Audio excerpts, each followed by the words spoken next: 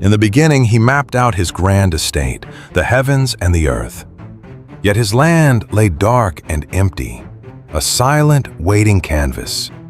His presence hovered silently over the black abyss. Then, his first great decree echoed. Let there be light. Suddenly, brilliant light shattered the dark. He studied it, pleased with its raw warmth, and separated it from the shadows.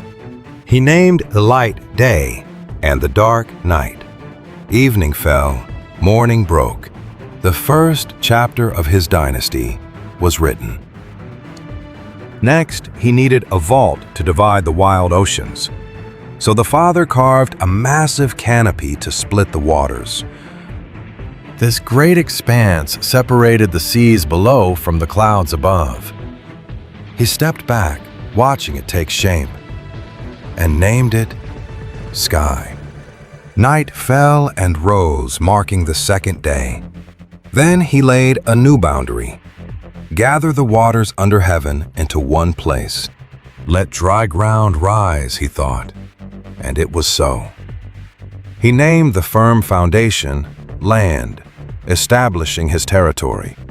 The vast waters he called seas. Looking out, he smiled at his work. Now, he thought, let the soil bloom with green. Let us seed this earth with plants and fruit trees, each built to carry on its own unique, living legacy. Instantly, the landscape erupted with life. Seed-bearing crops and heavy fruit trees flourished across the untouched, pristine valleys. Every plant stood ready to carry its own seed. He watched his sprawling garden grow and loved it. Twilight fell, ending day 3. Next, he needed clocks for his great house. Let there be brilliant beacons in the sky to divide day from night. These lights would mark the passing seasons, days and years, shining down to illuminate the grand estate he was building for his family. His word stood absolute. He crafted 2 grand lanterns to rule. The radiant sun to govern the warmth of the day, and the pale moon to govern the night. He scattered stars like diamonds across the cosmos, setting them to watch over his brand new kingdom. To watch over day and night, keeping the shadows at bay. He looked up at their shine, deeply satisfied. Another cycle of evening and morning marked day 4. Then he decided, let the vast oceans teem with wild, breathing life, and let birds soar high across the heavens. He sculpted giant sea monsters and every swarming creature of the dark deep. Every creature gliding through the currents, and every wing catching the breeze, was crafted to fit his epic, grand design. Watching their wild, beautiful energy, he smiled and spoke a blessing. Grow, multiply, and fill every ocean with your life. Let the skies echo with the music of wings. As evening faded into another bright sunrise, day 5 was complete. Now came the final stage of his masterpiece. He decreed, let the earth bring forth beasts, livestock, and crawling things. Let every species claim its home on this land. And the earth obeyed him. He hand-carved the wild beasts and the gentle livestock, down to the tiniest insect creeping through the dust. Each was a masterwork. Looking out over his vast estate, he turned to his council. Let us make our ultimate heir. We will shape them to carry our image, our likeness, and grant them rule over every beast in the wild. They will steward this entire realm. With that, he stepped forward to mold his own reflection from the clay. The very image of the divine, made male and female. He studied them, breathed a fatherly blessing, and issued their mandate. Build your dynasty, fill this earth, and rule it well. You are the masters of the seas, skies, and soil. Every living, moving thing is in your hands." Then he smiled. "I am giving you a gift. Every crop and fruit-bearing tree across this globe is your inheritance. It is yours to sustain you, a feast from my hand. And I have provided for the wild beasts, the birds, and every little creature crawling on the forest floor. Every breathing soul will find food in the green fields." He watched his grand family estate settle into perfect harmony. He saw it all, and he felt deeply satisfied. It was magnificent. Morning came, closing the monumental 6th day. His grand estate was now fully built, vast and complete. By the 7th day, the heavy work was done. He laid down his tools to simply enjoy his creation. He breathed a holy, sacred blessing over this quiet 7th day, setting it apart as holy ground. It was his Sabbath, a day of deep rest. This is the origin of our family story. This is the epic saga of the heavens and the earth, before any wild brush grew or first seeds sprouted. No green crops had broken through the dry soil yet, for he had not yet sent rain upon the parched valleys. And there was no air yet to cultivate the land. Instead, a cool mist bubbled up to water the barren soil. Then the Lord reached down into the earth. He sculpted a sun from the red clay and breathed his own life into his lungs. And the cold clay became a living soul. He then designed a spectacular sanctuary eastward in Eden. There he placed his newborn heir, the son he had lovingly sculpted. He made every magnificent tree sprout from the soil, gorgeous to look at, heavy with sweet fruit, and perfect for food. At the very heart of the sanctuary stood the tree of life beside the tree of knowledge. A deep, crystal-clear river flowed out from Eden to nourish the lush garden, branching into 4 grand river systems. The first of these is the Pishon, winding through the wealthy land of Havilah, a territory rich with pure gold, rare resins, and precious onyx stones. The second river is the Gihon, winding through the vast and ancient land of Cush. The third river is the mighty Tigris, roaring along the eastern border of Assyria, and the fourth is the Euphrates. The Creator placed the man in Eden, trusting him to cultivate and guard this sanctuary. Then came the boundaries. The Creator issued a clear decree. You are free to eat from any tree in this paradise, but you must never touch the tree of knowledge. The very day you eat its fruit, death will surely claim you. The Creator watched his creation. It is not good for this man to be alone, he thought. I must make a true partner for him. Out of the rich soil, the Creator sculpted every wild beast and bird, bringing them before the man to see what would happen. He wanted to see what names the man would choose. Whatever the man called each living creature, that became its true name. So he named the livestock, the birds, and the beasts. Yet looking at them, he felt a sudden deep ache. He was still completely alone. No equal could be found.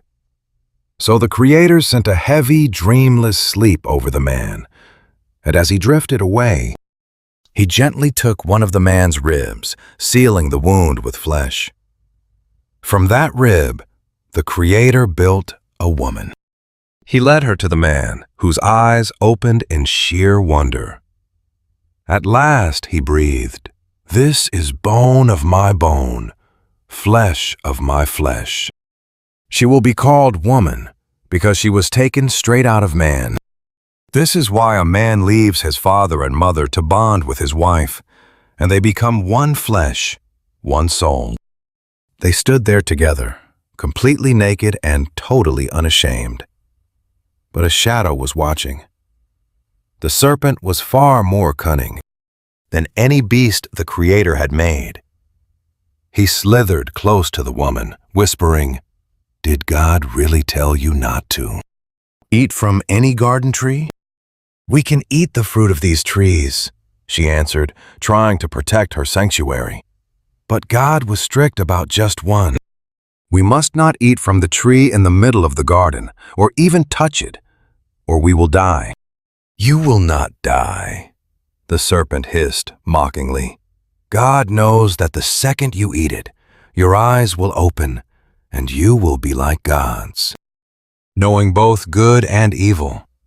She gazed at the tree, seeing how beautiful and delicious the fruit looked, promising such vast wisdom. She reached out, took a bite, and handed it to her husband, who stood right beside her in silence. And he ate it too. Instantly, their eyes shattered open. A heavy, suffocating wave of shame washed over them. They were suddenly exposed, naked, and terrified. Desperate to hide, they stitched rough fig leaves together to cover themselves. Then, in the fading light of the day, they heard the distinct sound of the Creator walking through the trees in the cool breeze. Panic seized them, and they desperately hid, deep within the thickest shadows of the garden. But the Creator's voice echoed through the trees, calling out, "Where are you?" "I heard your footsteps," the man trembled, "and I was terrified because of my nakedness, so I hid." The Creator asked, "Who told you that? Did you eat from the forbidden tree?" Deflecting all blame, the man pointed instantly. "The woman you put here with me, she gave it to me. So I ate." The Creator turned his gaze to the woman, his voice heavy with sorrow. "What is this you have done?" "The serpent deceived me," she wept, "and I ate." Turning his eyes to the deceiver, the Creator pronounced his judgment. "Because you did this, you are cursed above all creatures. You will crawl on your belly through the dirt, eating dust for the rest of your life. I will put constant hostility between you and the woman, and between your offspring and her descendant. He will crush your head, and you will strike at his heel." To the woman, he said, "I will greatly multiply your pain in childbearing. You will give birth to children in agonizing pain. Your desire will be for your husband, yet he will rule over you." To the man, he said, "Because you listened to your wife and ate from the single tree I commanded you not to, the ground is cursed because of you. Through painful labor you will scratch a living from it all the days of your life. It will produce thorns and thistles for you. By the sweat of your brow you will toil to put bread on your table, until you return to the ground. You were taken from the dirt after all. Dust you are, and to dust you will return." In the shadow of death, the man named his wife Eve, because she would be the mother of all the living. Then the Creator made garments of animal skins, gently covering their exposed bodies. Then the Creator spoke with heavy grief. "The human family has now become like one of us, knowing good and evil. We must not allow them to reach out and take from the tree of life, eating and living forever in this fallen state." So the Creator banished them from Eden to cultivate the harsh, untamed ground. The dust was already under his fingernails. Cast out of paradise, Adam turned back, watching the Creator post guardians on the eastern border of Eden. Winged beasts and a sword of fire turning in the dark, cutting off any hope of reaching the tree of life. Clinging to Adam in the brutal cold, Eve finally gave birth. Staring at her newborn, Cain, she whispered, "With the Lord's help, I have brought a man into this world." Soon Abel's cries joined his, Abel loved tending the sheep, while his brother Cain sweated over the stubborn soil. Years passed, and Cain gathered a portion of his hard-earned harvest to offer the Creator, hoping it was enough. But Abel sacrificed the choice, fatty cuts from the absolute best of his flock. The Creator accepted Abel's gift, but ignored Cain entirely. A cold, suffocating resentment settled deep in Cain's chest as he stared at the ground. Then the Almighty's voice cut through his anger, asking, "Why are you so furious? Why does your face fall? If you do what is right, won't you be accepted? But if you don't, watch out. Sin is crouching at your door, eager to master you. You must rule over it." Smothering his rage, Cain turned to his brother and said, "Let's go out to the field." Once they were alone, Cain snapped, turning on Abel and murdering him in the quiet grass. Then the Creator's voice shattered the silence, demanding, "Where is your brother Abel?" Cain lied through his teeth, saying, "I don't know. Am I my brother's keeper?" God roared, "What have you done? His blood cries out to me from the ground. You are cursed now, driven from this very soil that opened its mouth to swallow your brother's blood from your hands. When you work the ground, it will never yield its strength to you again. You will be a restless wanderer." Cain panicked, crying, "My punishment is too much to survive. Today you banish me from the land, hidden from your presence, a marked man. I'll be a restless fugitive, and whoever finds me will kill me." But the Lord answered, "Not so. If anyone kills Cain, vengeance will be taken on them 7 times over." So God marked him with a warning sign so no one who found him would strike him down. Bearing his mark, Cain left the Lord's presence, settling in Nod, east of Eden. In that lonely exile, Cain built a dynasty, and his wife bore him Enoch. Cain was building a fortified city, naming this great stronghold after his son. Enoch's own line began when Irad was born, who fathered Mahui. Mahui then became the father of Methil, who sired Lamech.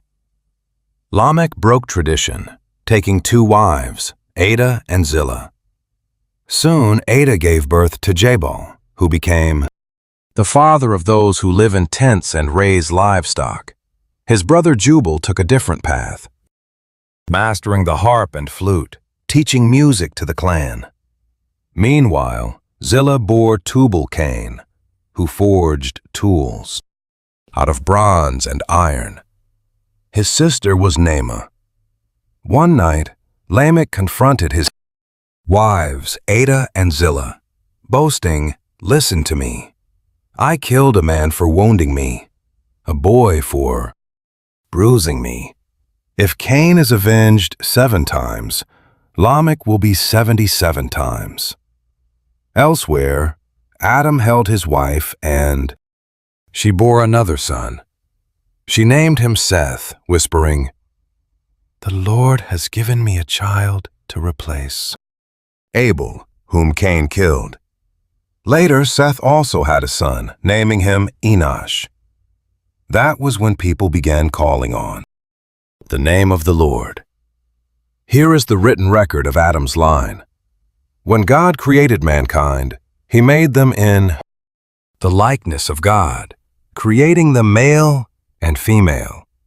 He blessed them and named them mankind on the day they were created. When Adam was 130 years old, he had a son in his own perfect likeness, naming him Seth. After Seth's birth, Adam lived 800 years, fathering more sons and daughters. Altogether, Adam lived 930 years, and then he died. When Seth was 105, he fathered Enoch. After Enoch was born, Seth lived 87 years, fathering more sons and daughters.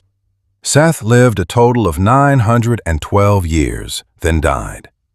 At 90, Enoch fathered Kenan. After Kenan was born, Enoch lived 815 years, raising other sons and daughters. Altogether, Enoch lived 905 years, and then he died. When Kenan was 70, he fathered Mahalalel.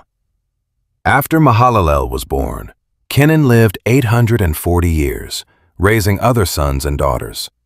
In all, Kenan lived 910 years, and then he died. When Mahalalel was 65, he became the father of Jared. After Jared was born, Mahalalel lived 830 years, fathering other sons and daughters. Mahalalel lived 895 years, then died. At 162, Jared fathered Enoch. After Enoch was born, Jared lived 800 years, fathering other sons and daughters. In all, at 962, Jared died. Now 65, Enoch stared at the daunting legacy resting on his shoulders. When Methuselah was born, something shifted inside Enoch. For 300 years his mind echoed, "I must walk with God." He raised more sons and daughters, completing 365 years on this earth. Enoch walked so close to heaven that he simply vanished. God took him. Years later, Methuselah reached 187, becoming Lamech's father. Methuselah lived another 782 years, watching his own sprawling family grow and multiply. Methuselah survived 969 years before his eyes closed, passing the burden of leadership to his son Lamech. At 182, Lamech held his newborn, Noah. He prayed, "Please let this boy bring our weary hands comfort." Looking at the cursed dirt, Lamech wept. After Noah's birth, he endured 595 years, raising more children. Lamech lived 777 years before his strength failed. By then, Noah was already 500 years old. Noah fathered Shem, Ham, and Japheth. Out in the world, the human family exploded, and beautiful daughters were born. The sons of God saw how beautiful these women were, taking whoever they wanted as wives. The line was crossed. The Lord thought, "My spirit cannot wrestle with humanity forever. They are flesh and blood. Their years are now numbered to 120. The Nephilim walked the earth in those dark days, giants born from the unnatural unions of heaven and earth. They were the mythic warriors of old. But the Creator looked down and saw how deeply corruption had poisoned his world. Every thought, every quiet longing of the human mind was broken. He saw only a relentless, dark stream of evil. It broke the Father's heart. "Why did I make them?" he thought, swallowed by a deep and crushing grief. In his agony, the Lord made a choice. "I will wipe this humanity from the face of the earth, along with every beast, every crawling thing and bird of the air. It tears at my very soul that I ever created them." Yet one man stood out in the dark. Let's look at Noah, who found grace in the eyes of the Lord. Surrounded by rot, Noah remained pure. He walked hand in hand with God, raising his 3 sons, Shem, Ham, and Japheth. But everywhere else, the kingdom was decaying. In God's eyes, his beautiful earth was choked to death with violence. Looking down at the ruined, shattered world, The Creator saw that everyone was lost. So he called out to Noah, "I am ending this. Humanity has filled my entire creation with violence, and I cannot watch it anymore. I will destroy them and the earth itself. So, build yourself a massive escape vessel out of cypress wood. Make rooms inside and seal it tight with pitch. Build this vessel 450 feet long, 75 feet wide, and 45 feet high. Add a roof with an 18-inch opening at the top and a side door. Build 3 decks. I am unleashing a great flood to drown and destroy every living soul beneath the skies. Everything with breath will die. But with you, Noah, I am striking a sacred, unbreakable covenant. Go inside to safety, you, your sons, your wife, and your daughters-in-law. Bring your whole house with you. Bring a male and female of every creature inside to survive with you. Gather pairs of every bird, every beast, and every crawling thing. They will come to you on their own, begging for survival. Pack every kind of food you can find, storing up enough to keep your family and the animals alive." Noah did not question the call. He built exactly as commanded. Finally, the Lord gave the word, "Board the vessel now with your whole house. In this wicked generation, I see only you as righteous. Take 7 pairs of clean animals, male and female, but only 1 pair of those that are unclean. Bring 7 pairs of every bird, male and female, so their songs will not perish from the earth. In 7 days, I am sending 40 days and nights of rain to erase every living thing I created. I will wipe them all out." Standing in silence, Noah prepared to obey every single word. At 600 years old, Noah looked at the gathering clouds and ushered his family toward the door. Up the massive ramp they went, escaping the rising tide. Behind them marched clean and unclean beasts, birds and crawling things. By twos, they entered the wooden sanctuary, exactly as God had commanded them. After 7 days of agonizing silence, the storm broke. Imagine the dread in Noah's 600th year. On the 17th day of the 2nd month, when the vast deep burst open through the cracked ground, the floodgates of the sky shattered, pouring down a relentless driving rain for 40 days and 49 nights. On that fateful day, Noah, his sons, and their wives entered their wooden sanctuary of safety. The 3 young wives stepped into the massive wooden colossus. The deafening cries of thousands of wild beasts made them tremble. They watched in absolute awe. Winged creatures and crawling things streamed inside, driven by some ancient, silent command only they could hear. Birds of every feather and pairs of every beast holding the breath of life flocked to this strange wooden sanctuary. It felt surreal. They marched straight toward Noah, filing in 2 by 2. He realized then that the Creator was keeping his promise. Then, an unseen hand sealed the heavy timber door. For 40 days the rains fell, lifting their wooden world off the earth. Inside they rocked on the rising deep. Outside, the waters raged, swallowing every mountain peak under heaven. Was anyone else left, they wondered? The wild ocean triumphed over the soil.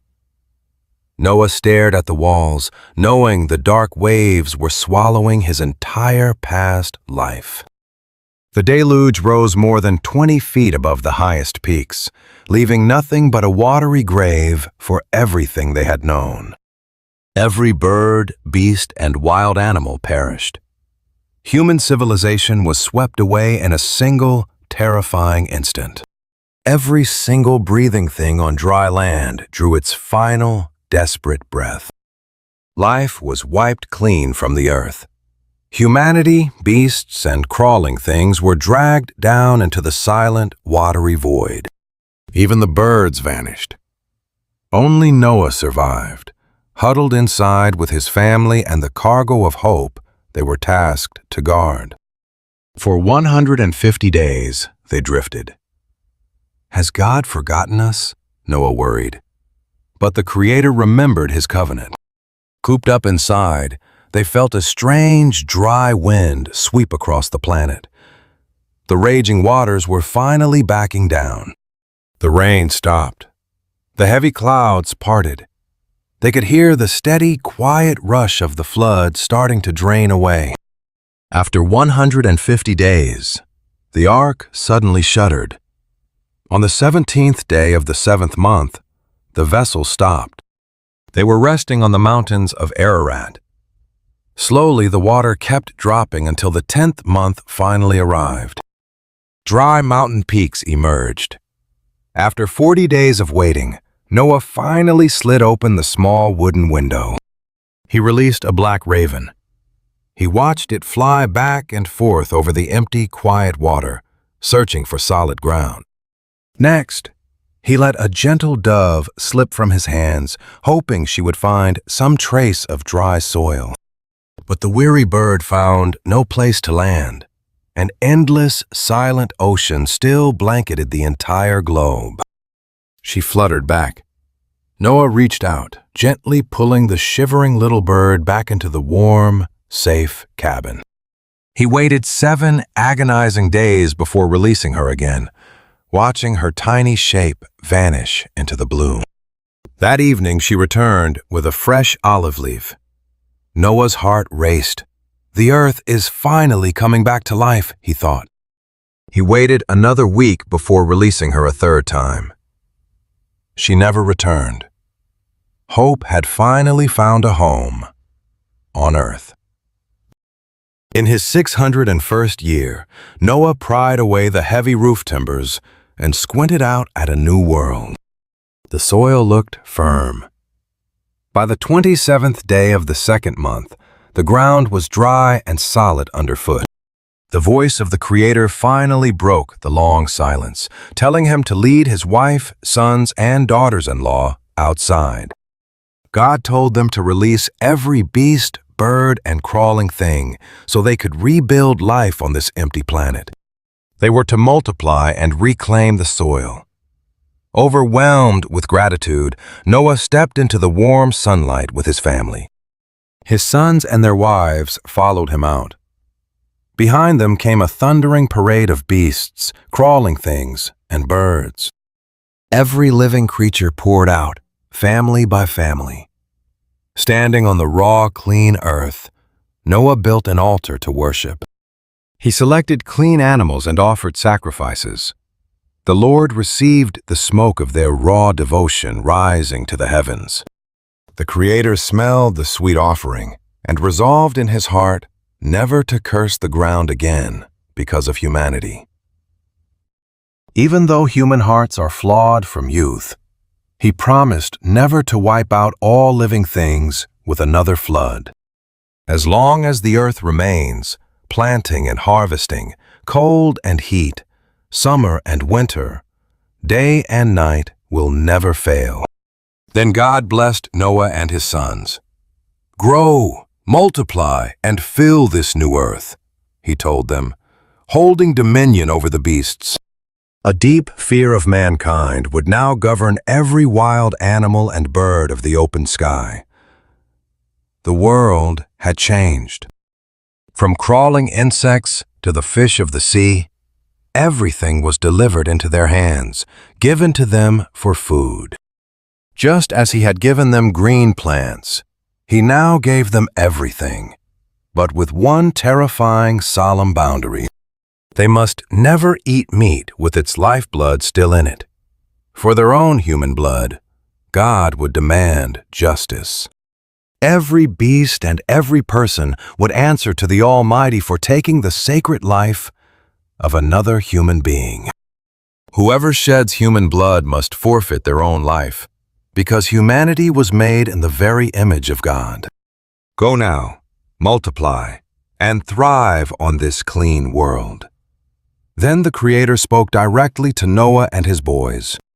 "I am making an everlasting covenant with you," God promised, "extending to your children for all generations." Noah stood on the damp, raw earth, listening to the promise covering every creature around him.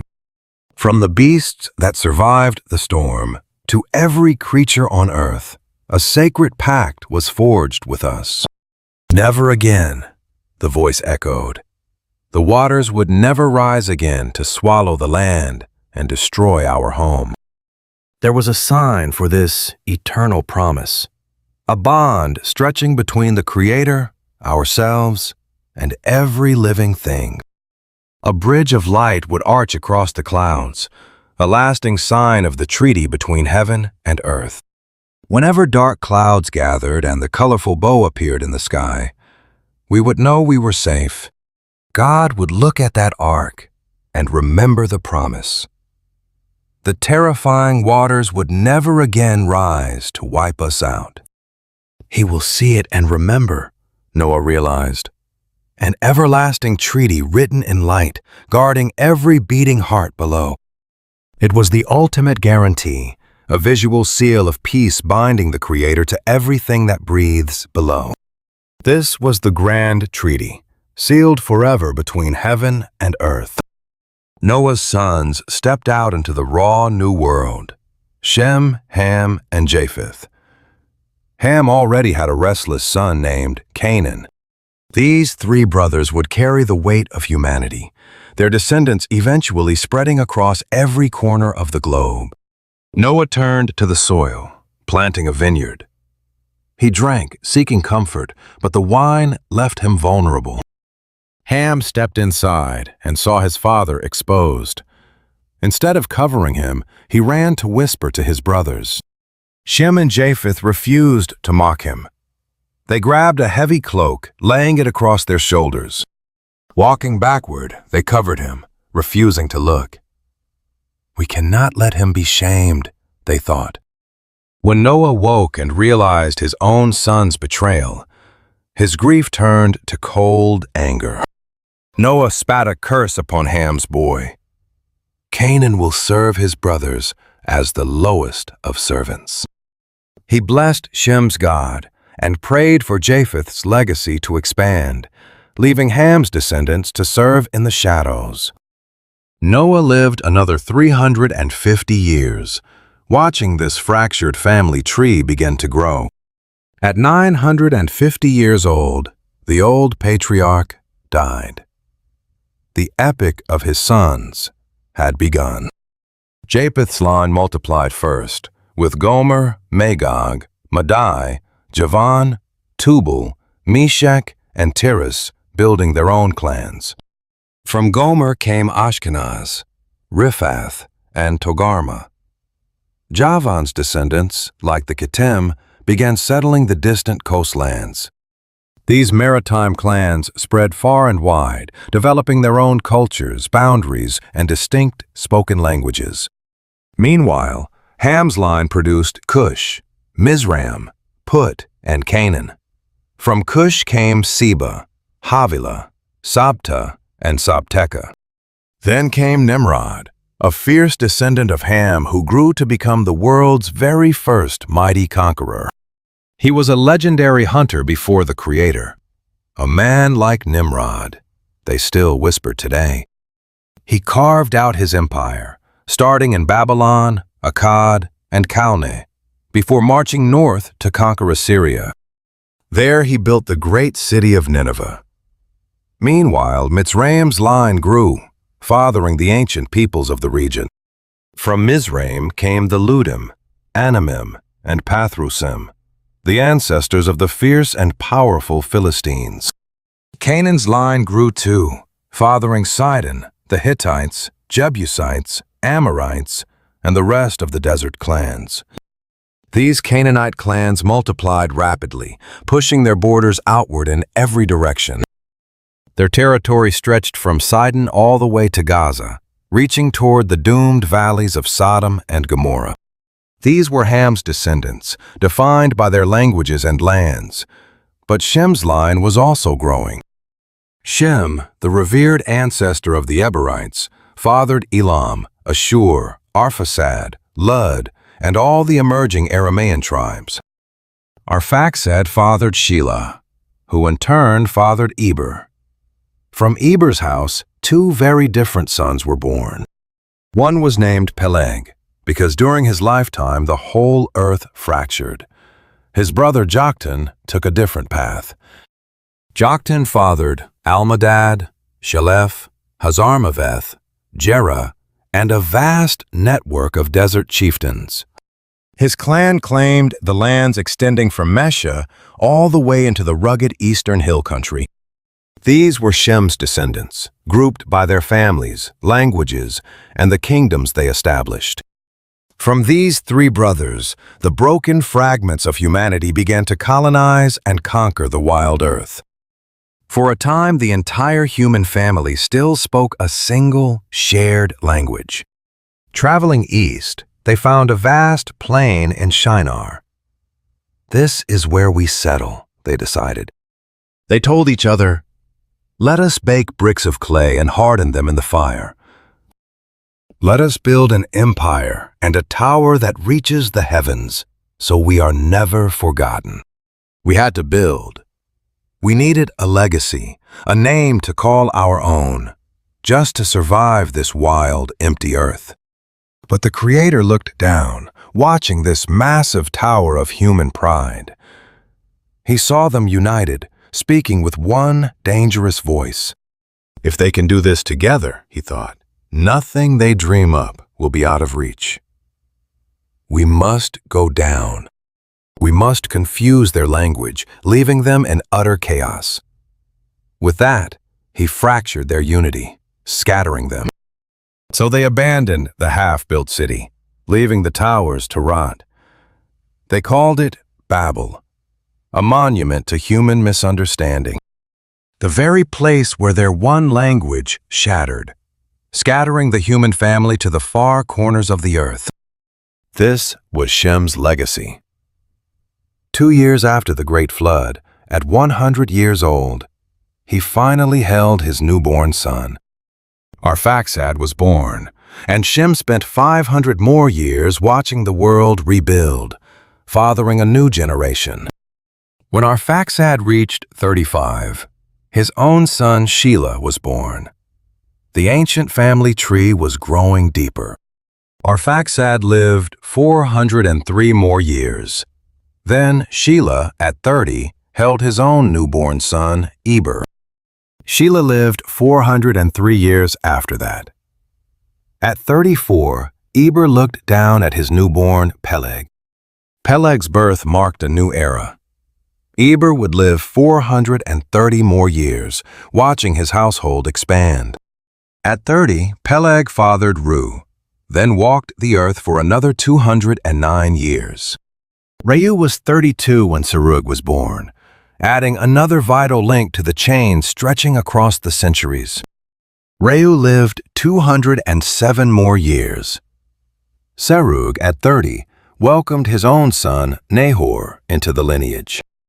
Serug watched Nahor grow, living 200 more years as a patriarch over their sprawling, wealthy household. At 29, Nahor fathered Terah. Nahor would live another 119 years, watching his family multiply. At 70, Terah looked at his 3 sons, Abram, Nahor, and Haran, knowing they would change everything. This was Terah's time. He watched his sons grow, and eventually, Haran gave him a grandson named Lot. But sudden tragedy struck. Haran died young, leaving Terah to mourn in while Abram and Nahor married. Abram took Sarai as his wife. Nahor married Milcah, their late brother's daughter, keeping the family bound together.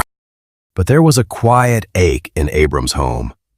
Sarai was barren, her womb empty. No heirs to carry the name. Desperate for a fresh start, Terah gathered Abram, Sarai, and young Lot. They had to leave those graves behind. They set out for Canaan but stalled in Haran, settling down. At 205 years old, Terah died. Then a powerful voice broke through Abram's grief. "Leave your country behind. Leave your father's house. Go to a land I will show you. I will make your descendants a great nation. I will bless you, make your name great, and turn your life into a shield of blessing for many. I will bless those who help you, and curse those who oppose you." Believing this promise, 75-year-old Abram packed up. He left Haran, taking Sarai, his nephew Lot, and all the servants and wealth they had built up. They marched out into the unknown, chasing a silent promise, focused entirely on the distant horizon of Canaan. Crossing into Canaan, Abram pushed inland, finally reaching the great oak tree of Moreh at Shechem. He felt the tension immediately. The Canaanites already claimed this land. But then the Lord appeared to him. "To your children I will give this land." Overwhelmed, Abram stacked rough stones to build his first altar. Pushing east toward the hills, he pitched his tent between Bethel and Ai, claiming a quiet space. He built another altar, calling out to the Creator before packing up his camp to head toward the Negev. But the promised land suddenly withered under a brutal famine. Desperate, Abram turned toward Egypt, fleeing starvation to survive. Fear gripped him at the border. He whispered to Sarai, "I know you are beautiful. It makes me a target. When they realize you are my wife, they will murder me. Please tell them you are my sister. Keep me alive, Sarai. Let them favor me because of you." He stepped into Egypt, holding his breath. The moment they crossed the border, the Egyptians noticed. Sarai's striking beauty was impossible to hide. Palace officials brought word to Pharaoh, and Sarai was taken. Abram watched her go, showered with gifts for her surrender. He gained sheep, cattle, and servants, wealth bought with the heavy price of his wife's safety.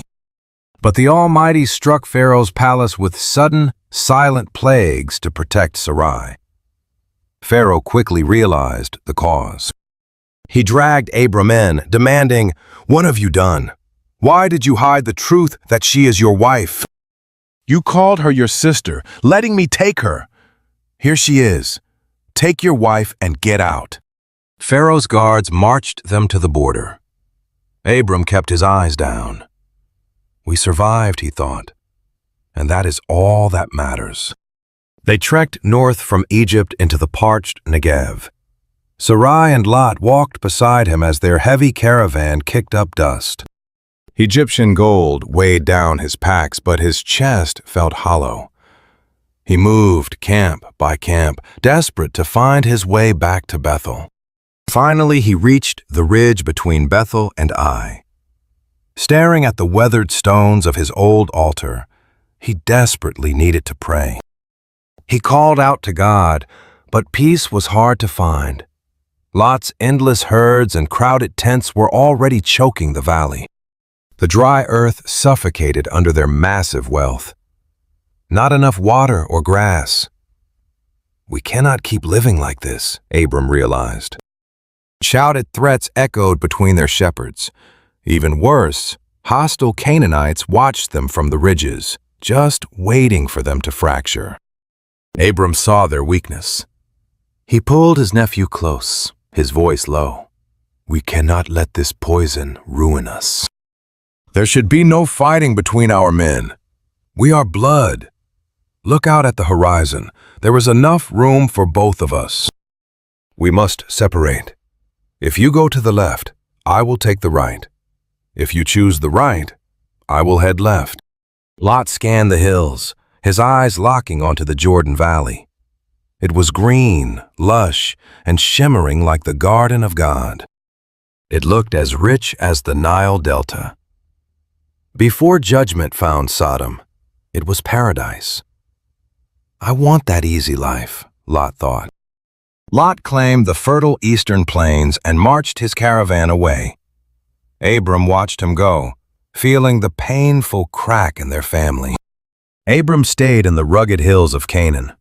Meanwhile, Lot drifted closer to the valley, pitching his tents right outside Sodom. The city was a den of depravity.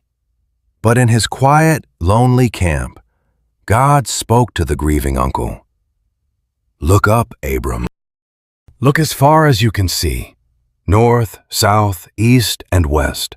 I am giving this entire land to you and your offspring. I will make your family as numerous as the dust of the earth. If anyone could count the dust, they could count them. Go, walk the length and breadth of this land, trace its borders, because I am giving it all to you." With those words burning in his heart, Abram packed up and moved his camp to the ancient oaks of Mamre. He settled in Hebron and built another altar. But far beyond his peaceful hills, the drums of war were starting to rumble. 4 powerful kings from the east launched a massive invasion, marching to crush 5 rebellious city-states, including Sodom. The local kings pooled their armies, desperate to protect their homes from the incoming storm of eastern steel. They dug in at the valley of Siddim. For 12 years they had paid tribute. In the 13th year, they rebelled. Now came the reckoning. The terrifying Eastern Alliance swept south, crushing every single tribe that stood in their path. They shattered the northern fortresses and hunted the mountain clans through jagged peaks, driving them out into the open desert. Sweeping back like a plague, the invaders fell upon Kadesh, burning and looting everything in their path. They slaughtered the local clans. Finally, the panicked king of Sodom led his fragile alliance out to face the threat. 5 kings drew up their lines in the dusty valley, hearts hammering as the enemy army crested the horizon.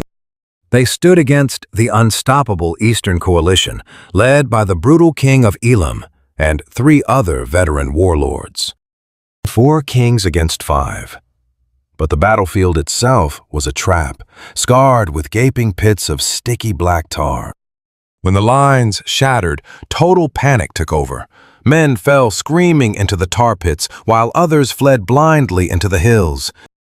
The conquerors seized every scrap of gold and grain, marching off in triumph. But they had also taken a fateful prize. They dragged Lot and his family away. But one bleeding survivor escaped the chaos, running to find Abram the Hebrew. Abram was still resting under the quiet oaks of Mamre, entirely unaware of the disaster that had just swallowed his family. The news hit him like a physical blow. Lot was captured. Not my nephew, Abram thought, immediately calling up his 318 elite guards.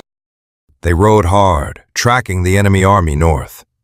Under the cover of darkness, Abram split his forces for a ruthless night attack. He pursued them past Damascus, shattering their ranks. He took back the stolen goods, the herds, and rescued his terrified nephew, Lot. He brought back the women and all the captured people. As Abram marched home in victory, the humbled king of Sodom crept out of hiding to meet the conquering patriarch. They met in the valley, but it was Melchizedek, the mysterious priest king of Salem, who stepped forward carrying bread and wine. "May the Creator bless you, Abram," the high priest declared, looking closely at the weary, battle-worn warrior. "Praise God Most High, who delivered your enemies into your hand." Abram listened, his heart overflowing with quiet gratitude. Abram quietly offered the priest 1/10 of everything. Then Sodom's king stepped in, his eyes greedy. "Give me my people." "Keep the goods for yourself," the king bargained. But Abram looked him in the eye. "I will not be bought," he thought. "I have sworn an oath. I will not take a single thread from you. I will never let you boast that Sodom made Abram rich." "I will take absolutely nothing," Abram resolved, refusing to let Sodom buy his integrity. only what my young men ate, and their fair share. Let the men who went with me, Aner, Ishal, and Mamre, take what is theirs. Portion. Later, the Creator's voice cut through the silence of Abram's anxious mind. Do not fear, Abram. I am your shield. I am your ultimate reward. But Abram's chest ached with quiet grief. Sovereign Lord, what can you give me? I remain childless. My only heir is Eliezer of Damascus. You have given me no family, so a house-born servant must inherit everything. Then the voice answered his deep despair. No, this servant will not inherit your legacy. A son, born of your own body, will inherit everything. God led him out into the cold night. Look up. Count the stars if you are able. That is how vast your family will be. Looking up, Abram trusted, and God saw his faith as true righteousness. The voice spoke again. I am the one who rescued you from Ur of the Chaldeans to give you this promised land. But doubts still flickered. Sovereign Lord, how can I be sure? Bring me a heifer, a goat, and a ram, each 3 years old, along with a dove and a young pigeon. Abram brought them, split the animals down the middle, and lined up the halves. He left the birds whole, waiting. Soon hungry vultures descended on the split carcasses, but Abram fiercely drove them away. As the sun sank, a heavy, terrifying dread fell upon Abram, pulling him down into a deep sleep. Then the Creator spoke. Know this for certain. Your descendants will live as strangers in a land not their own. They will be enslaved and beaten for 400 years. But I will punish their oppressors, and they will depart with great wealth. As for you, you will go to your ancestors in peace and be buried at a good old age. In the 4th generation, your family will return to this place, for the wickedness of the Amorites has not yet reached its limit. When the sun finally set, deep darkness fell. A smoking firepot and a burning torch passed between the divided animals. That night, the Creator sealed a blood covenant with Abram, promising, I give this land to your family. Stretching from the river of Egypt to the great Euphrates River, the land of the Kenites, Kenizzites, Cadmonites, Hittites, Perizzites, Rephaites, and Amorites, Canaanites, Girgashites, and Jebusites. Meanwhile, Sarai bore the agonizing pain of childlessness. Still barren, she looked to her Egyptian maid Hagar. In her desperation, Sarai pleaded with Abram, The Lord has closed my womb. Please, sleep with my servant. Perhaps I can build a family through her. Abram yielded, silencing his own doubts. After 10 long years in Canaan, Sarai took her Egyptian maid, Hagar, and handed her to her husband. He slept with her, and she conceived. But once Hagar knew she was carrying a child, she looked at Sarai with contempt. Feeling deeply betrayed, Sarai snapped at Abram, This insult is your fault. I gave my maid into your arms. And now that she is pregnant, she treats me with disdain. Let God judge between us. Abram washed his hands of the mess. She is your servant. Do as you please. Sarai's cruelty drove Hagar to flee. A divine messenger found Hagar crying by a spring in the wilderness on the road to Shur. He asked, Hagar, Sarai's servant, where did you come from and where are you heading? I am running away, she sobbed. From my mistress. The messenger commanded her, "Return to her and submit. I will multiply your descendants until they cannot be counted. You are pregnant, and you will give birth to a son. You must name him Ishmael, for God has heard your quiet misery. He will live like a wild donkey of a man, his hand against everyone, and everyone fighting against him. He will live in open defiance of his entire family." Stunned, she gave a name to the one who spoke. "You are the God who sees me. I have seen my seer." Today, that well is still called Bir Lahairoi, lying between Kadesh and Bered. In time, Hagar bore Abram a son, and the proud father named him Ishmael. Abram was 86 years old when Hagar gave him this firstborn son. When Abram reached the age of 99, the Lord appeared to him once more and said, "I am God Almighty. Walk faithfully before me and be blameless. I will seal my covenant between us, and I will multiply your family beyond measure." Abram fell prostrate, and God spoke to his trembling servant, "This is my promise to you. You will be the father of nations." Abram felt the weight of the voice.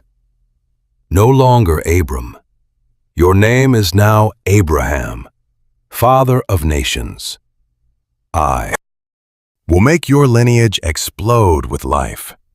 Dynasties will rise from you, and kings will bear your blood. I will seal an eternal alliance between us, a sacred bond spanning every generation yet to be born, for the generations to come. Your God and the God of your children, all of Canaan, where you now wander as a stranger, is now yours, a permanent legacy for your entire family. And I will be their God. But you have a duty. Protect this oath. You and your children must keep it for the generations to come. This is the solemn treaty binding us and your future lineage, the blood oath. You must honor. Every male in your camp must be circumcised. You will undergo this physical carving as an enduring symbol of our alliance. Every man and boy among you, at 8 days old, must bear this mark. Even servants born under your roof or bought from a foreigner. Yes, even those outside your direct bloodline, whether born in your camp or purchased, must be marked. This fleshly seal is a permanent contract between us. But any unmarked male who has not been marked will be exiled from his family. He has broken my oath. As for Sarai, your wife, she has a new title now. Call her Sarah. I will bless her and will surely give you a son through her. I will bless her so she becomes the mother of dynasties, and kings will rise from her. Abraham collapsed face down in the dirt, laughing. Could a man 100 years old really father a newborn baby? Could 90-year-old Sarah actually give birth? He looked up, his voice tight with desperation. If only Ishmael could inherit your blessing. But God replied, "No, your wife Sarah will bear your true heir. Name him Isaac.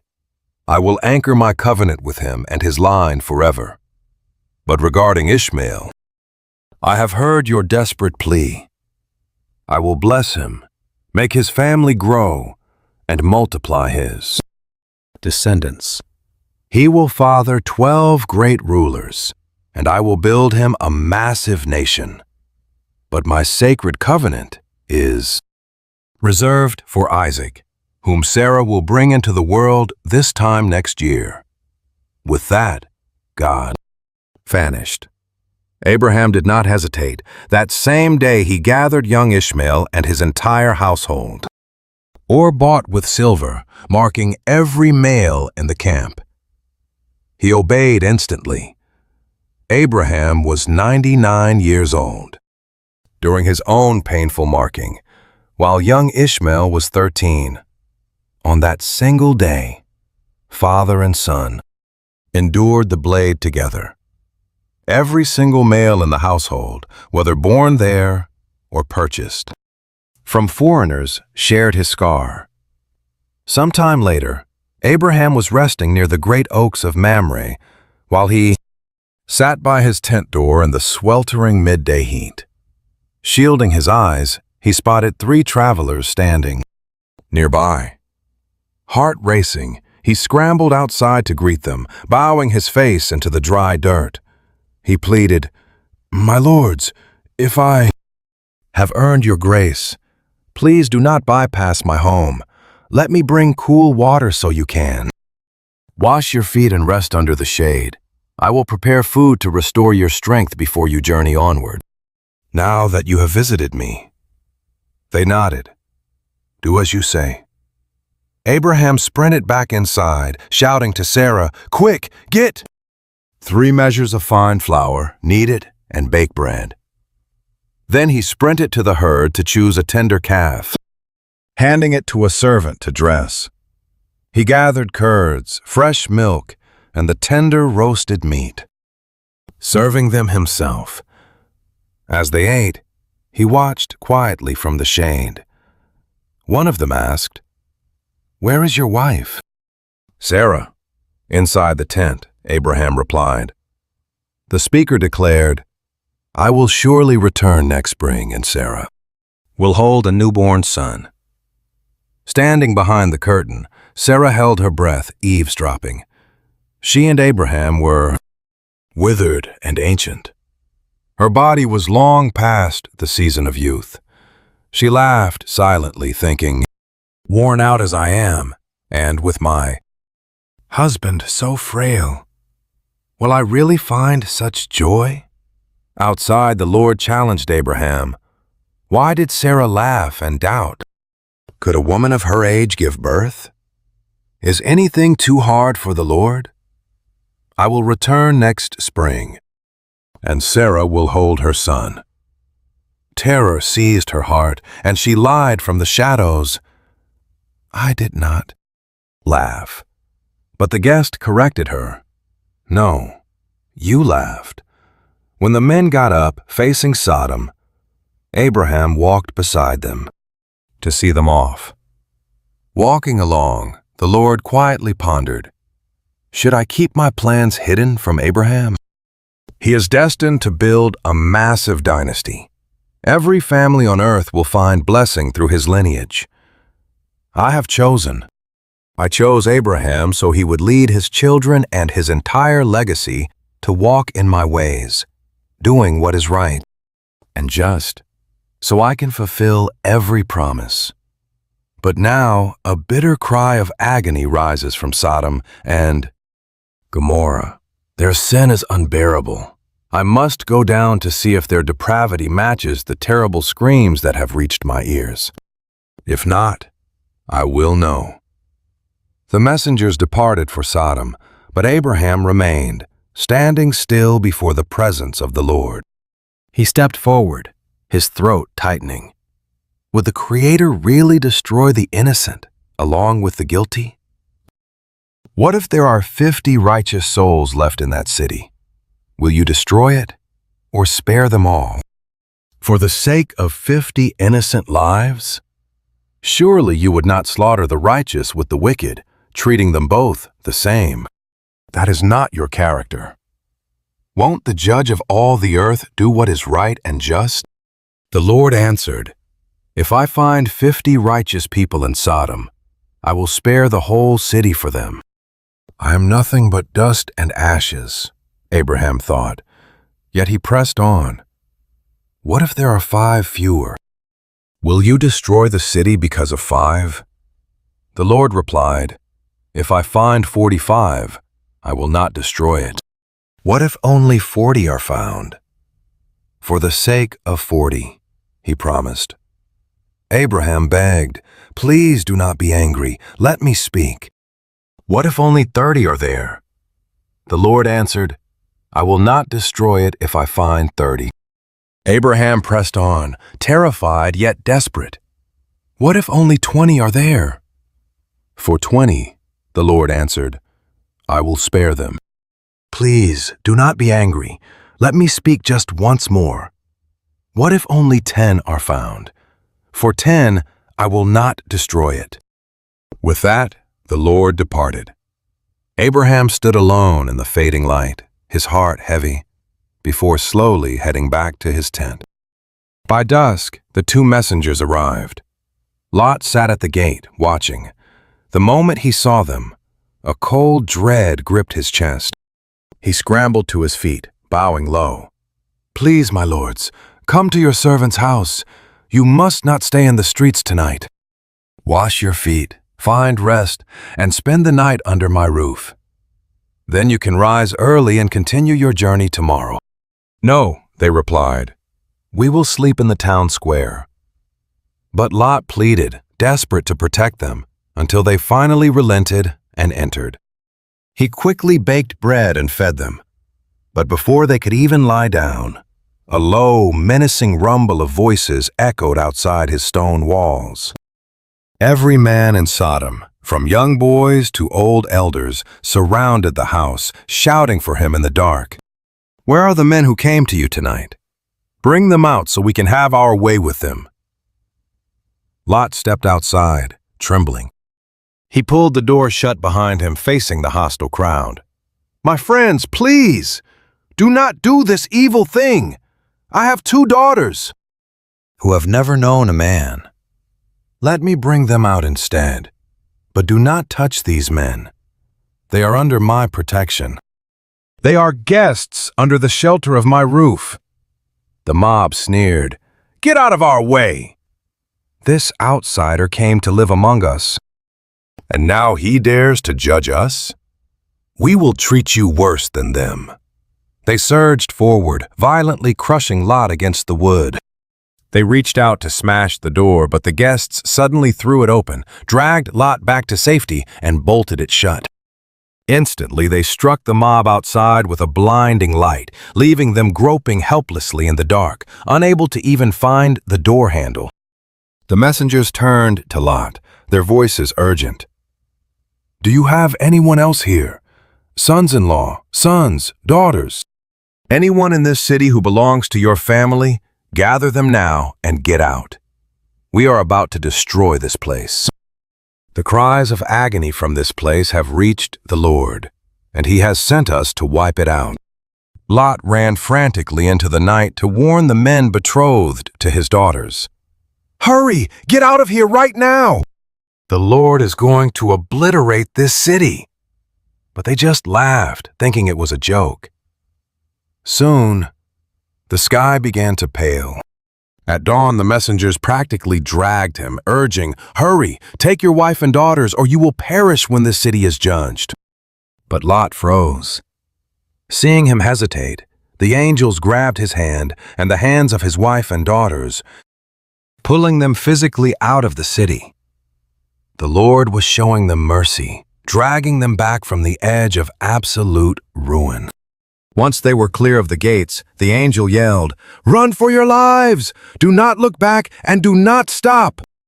Escape to the hills, or you will be destroyed." But Lot panicked. "No, please, my lords, do not make us go there. You have shown me such mercy, but I cannot make it to those mountains. The destruction will catch me, and I will die. Look, there is a tiny village nearby, close enough to reach. Let me escape there. It is so small, is it not? My life will be saved." The angel agreed. "Very well. I will grant this favor too, and spare that town. But run there quickly. I cannot unleash any judgment until you are safely inside its borders." That is why it was called Zoar.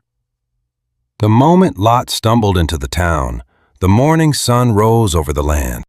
Then, The Lord unleashed a torrent of burning sulfur upon Sodom and Gomorrah, raining fire straight down from the heavens. Fire poured from above. God erased the cities, the valley, every living soul, and every green leaf in a single, terrifying stroke. Fleeing behind him, Lot's wife couldn't resist. She looked back, her body instantly turning into a cold pillar of salt. At sunrise, Abraham hurried back to the high altar, his heart pounding. This was where he had stood before the Lord.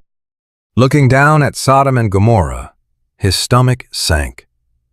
Plumes of thick black smoke were billowing up like a giant furnace. Even as God flattened the cities of the plain, he remembered his servant Abraham and chose to show mercy. Lot was rescued from the smoking ash of his hometown. Terrified, he and his daughters fled the small town of Zoar. They climbed deep into the rugged mountains, seeking shelter. Too scared to stay near civilization, they lived in a dark cave. Inside that dark cave, the oldest daughter whispered to her sister that their father was aging and no men were left. She hatched a desperate plan: get him drunk on wine, sleep with him, and save their family from dying out. That night, they got their father heavily drunk. The oldest daughter quietly slipped into his bed in the dark. Lost in a heavy, drunken stupor, he never felt her arrive or leave. The next morning, the eldest sister hatched phase 2. She urged her sister that since she had done it, they must get him drunk again so the younger could do the same. They desperately wanted to preserve their family bloodline. So once again, they pressured their father to drink deeply. Then the younger sister lay beside him. He remained completely oblivious to her touch, both when she came and when she left. Both daughters ended up pregnant by their own father. Soon, the eldest gave birth to a healthy baby boy. She named him Moab, the founding father of the Moabites. Soon, the younger daughter also gave birth to a son. She named him Ben-Ami, ancestor of the Ammonites. Meanwhile, Abraham packed up and moved his camp south to the dry Negev. Settling in Gerar, fear gripped Abraham. He whispered to his wife that she must tell others she was his sister. He claimed she was his sister. King Abimelech took Sarah into his harem, but that night God invaded the king's dreams. "You are a dead man," God warned him in the dream, "because the woman you took belongs to another." Since he had not touched her, his conscience cried out, asking if God would destroy an innocent man. He argued that Abraham had called her his sister, and she agreed. He acted with a completely clean heart. "I know you acted with integrity," God replied in the dream, explaining that this was why he stepped in. "I kept you from sinning against me. I shielded you from ever touching her. Now return the prophet's wife so he can pray for your life, and you will live. But if you refuse, know that you and your entire household will surely die." Terrified, Abimelech woke up at dawn, gathered his advisors, and told them everything. His men trembled with fear. Summoning Abraham, the furious king demanded to know what he had done and how he could bring this upon them. "You have brought massive guilt upon my entire kingdom. You have done things that should never be done to anyone." Abraham defended himself, explaining he assumed there was no respect for God here and feared for his life.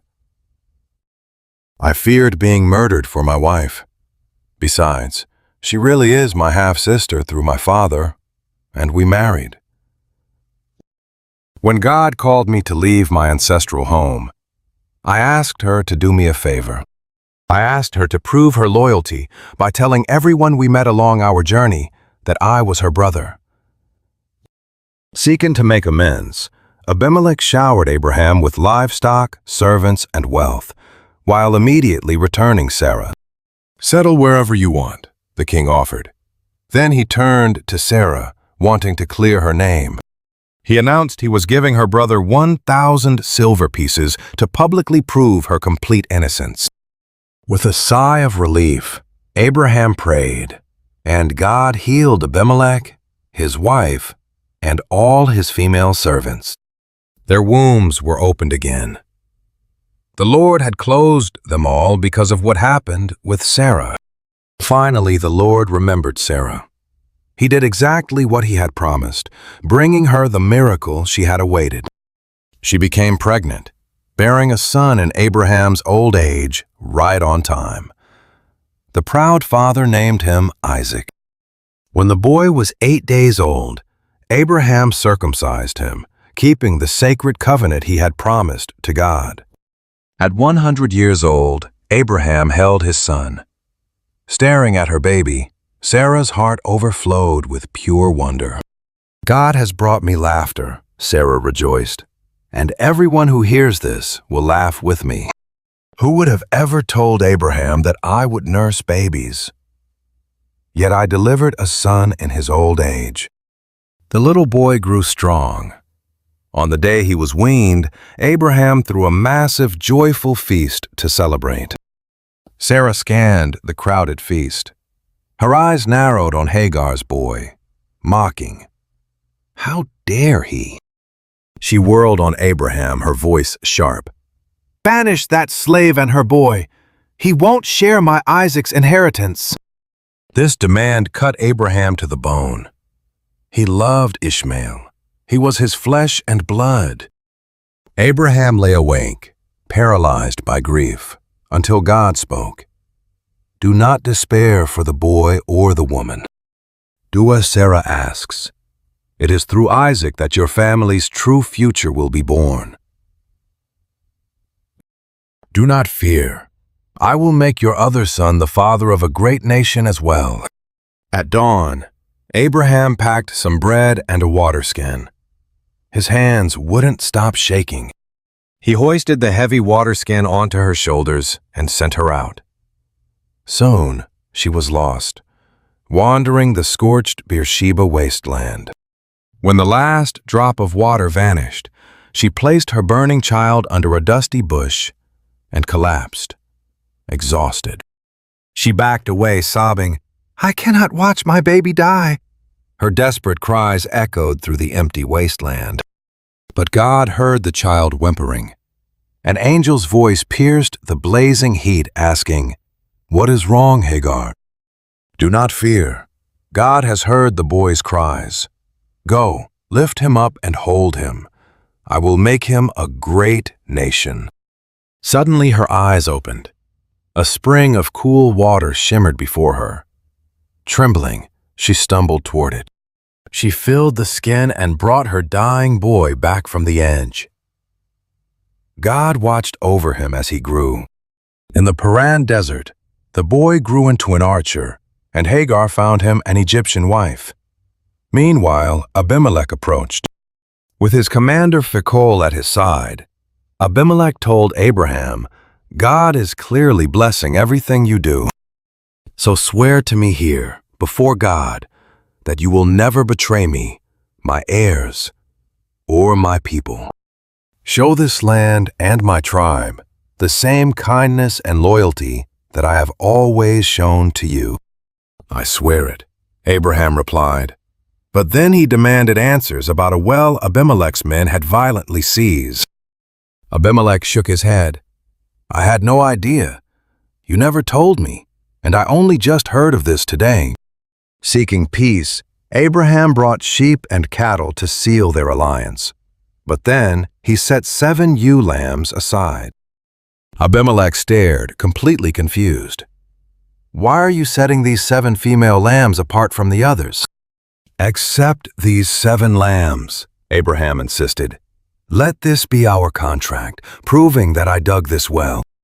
They named that spot Beersheba, the well of the oath. With their alliance secure, Abimelech and Phicol departed. As the Philistines left, Abraham planted a tamarisk tree there, crying out to the name of his Lord. He worshipped the eternal God, and lived quietly as a foreigner in the Philistine territory for many years. Years later, the ultimate test came. God called out, "Abraham," and he answered, "Here I am." "Take your son, your only son Isaac, whom you love. Go to Moriah and offer him as a sacrifice. Sacrifice him on the mountain I point out." At dawn, Abraham rose, his entire mind completely numb. Silently, he saddled his donkey, gathering 2 servants and his precious boy Isaac for the journey. After splitting the wood for the offering, he set out toward the mountain, each step heavier than the last. On the 3rd day, Abraham looked up. His chest tightened as the distant mountain came into view. He turned to his servants. "Stay here with the donkey. The boy and I will worship, then we'll return." Abraham laid the heavy wood onto Isaac's young shoulders. In his own hand, he held the flame and the knife. As they walked, Isaac broke the crushing silence. "Father?" Abraham's throat tightened. "Yes, my son. I am here." "We have the fire and the wood," Isaac observed.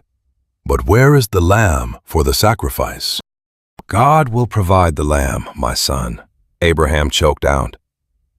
Together they kept climbing toward the altar. Abraham built the altar, stacked the wood, and then with shaking hands bound his boy and laid him down.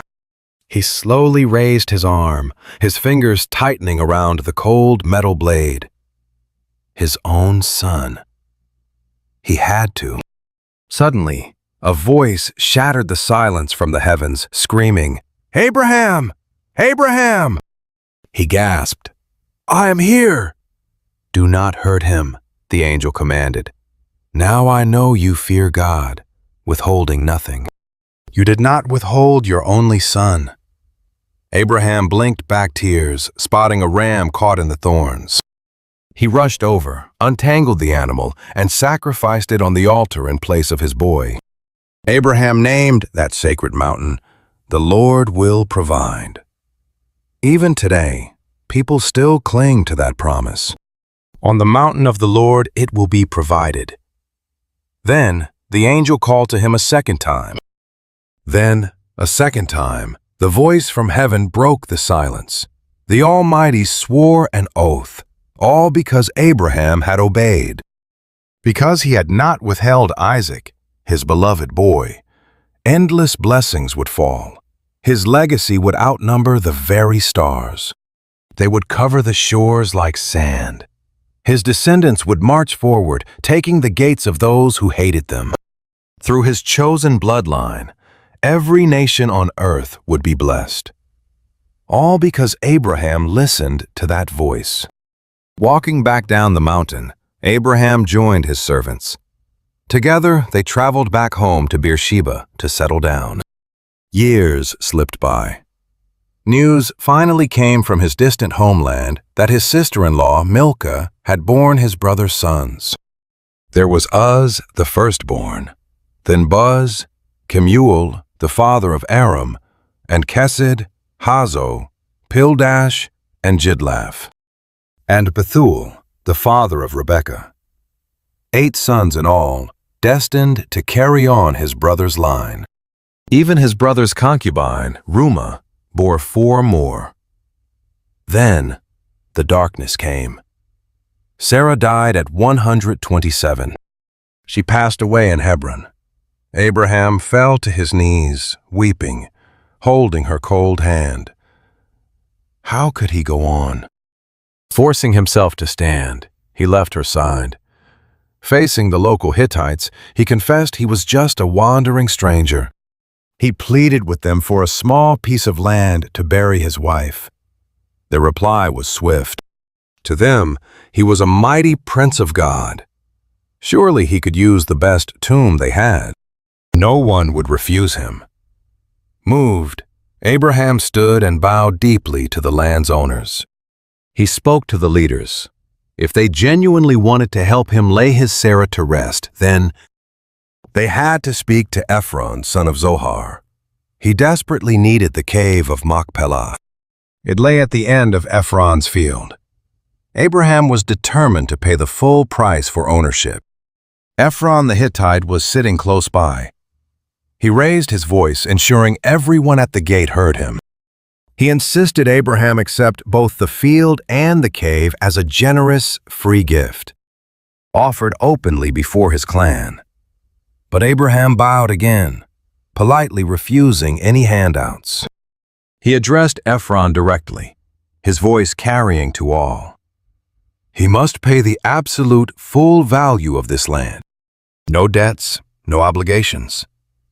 Ephron shrugged, casually dropping that the property was worth 400 silver shekels.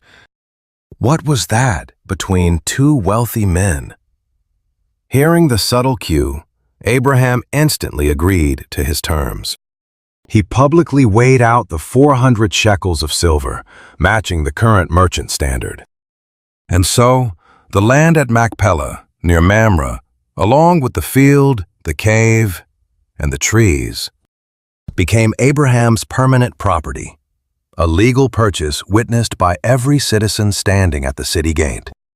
Heavy with grief, Abraham finally laid his beloved Sarah to rest inside that dark stone cave.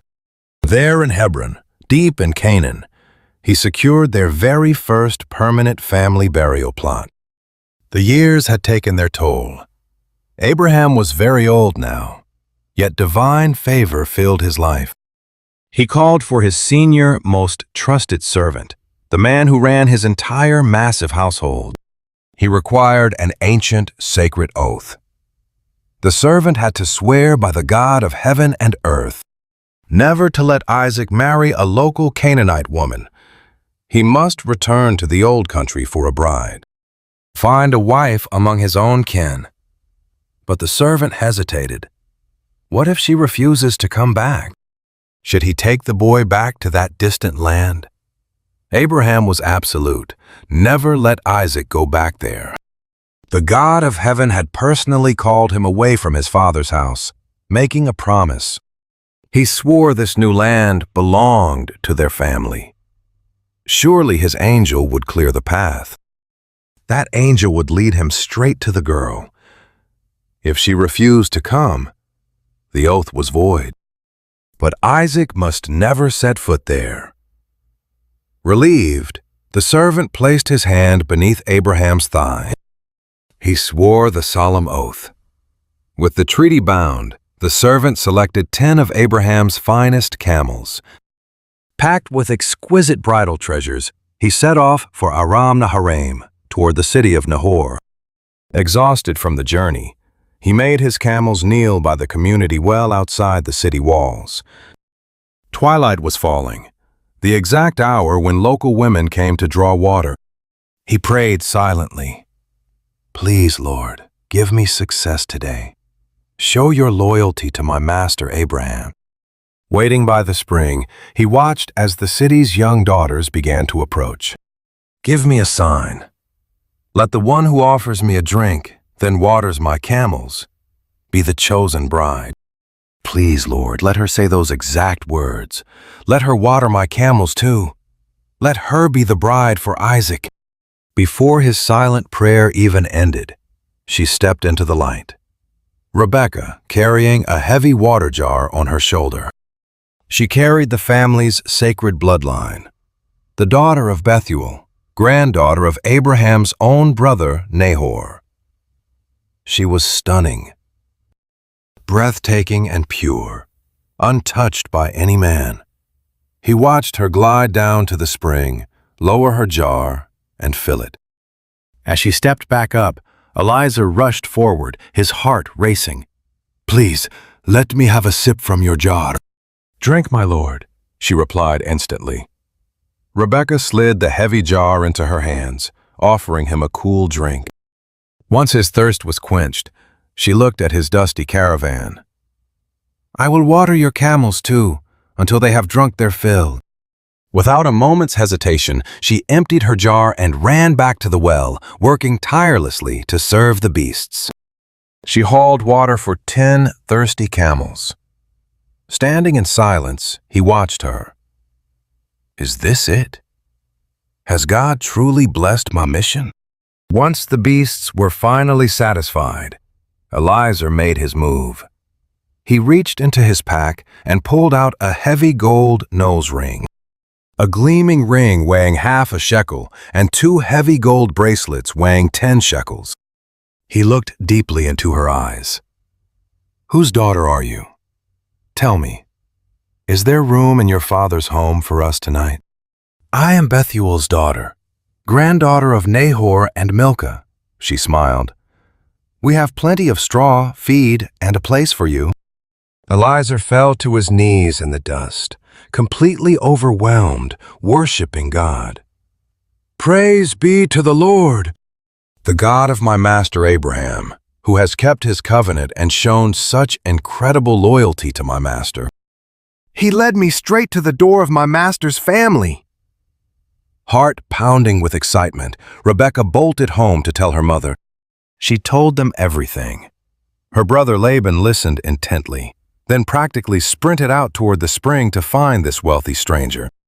The moment Laban saw the gleaming gold ring and heavy bracelets on his sister's wrists, his mind instantly raced with calculations.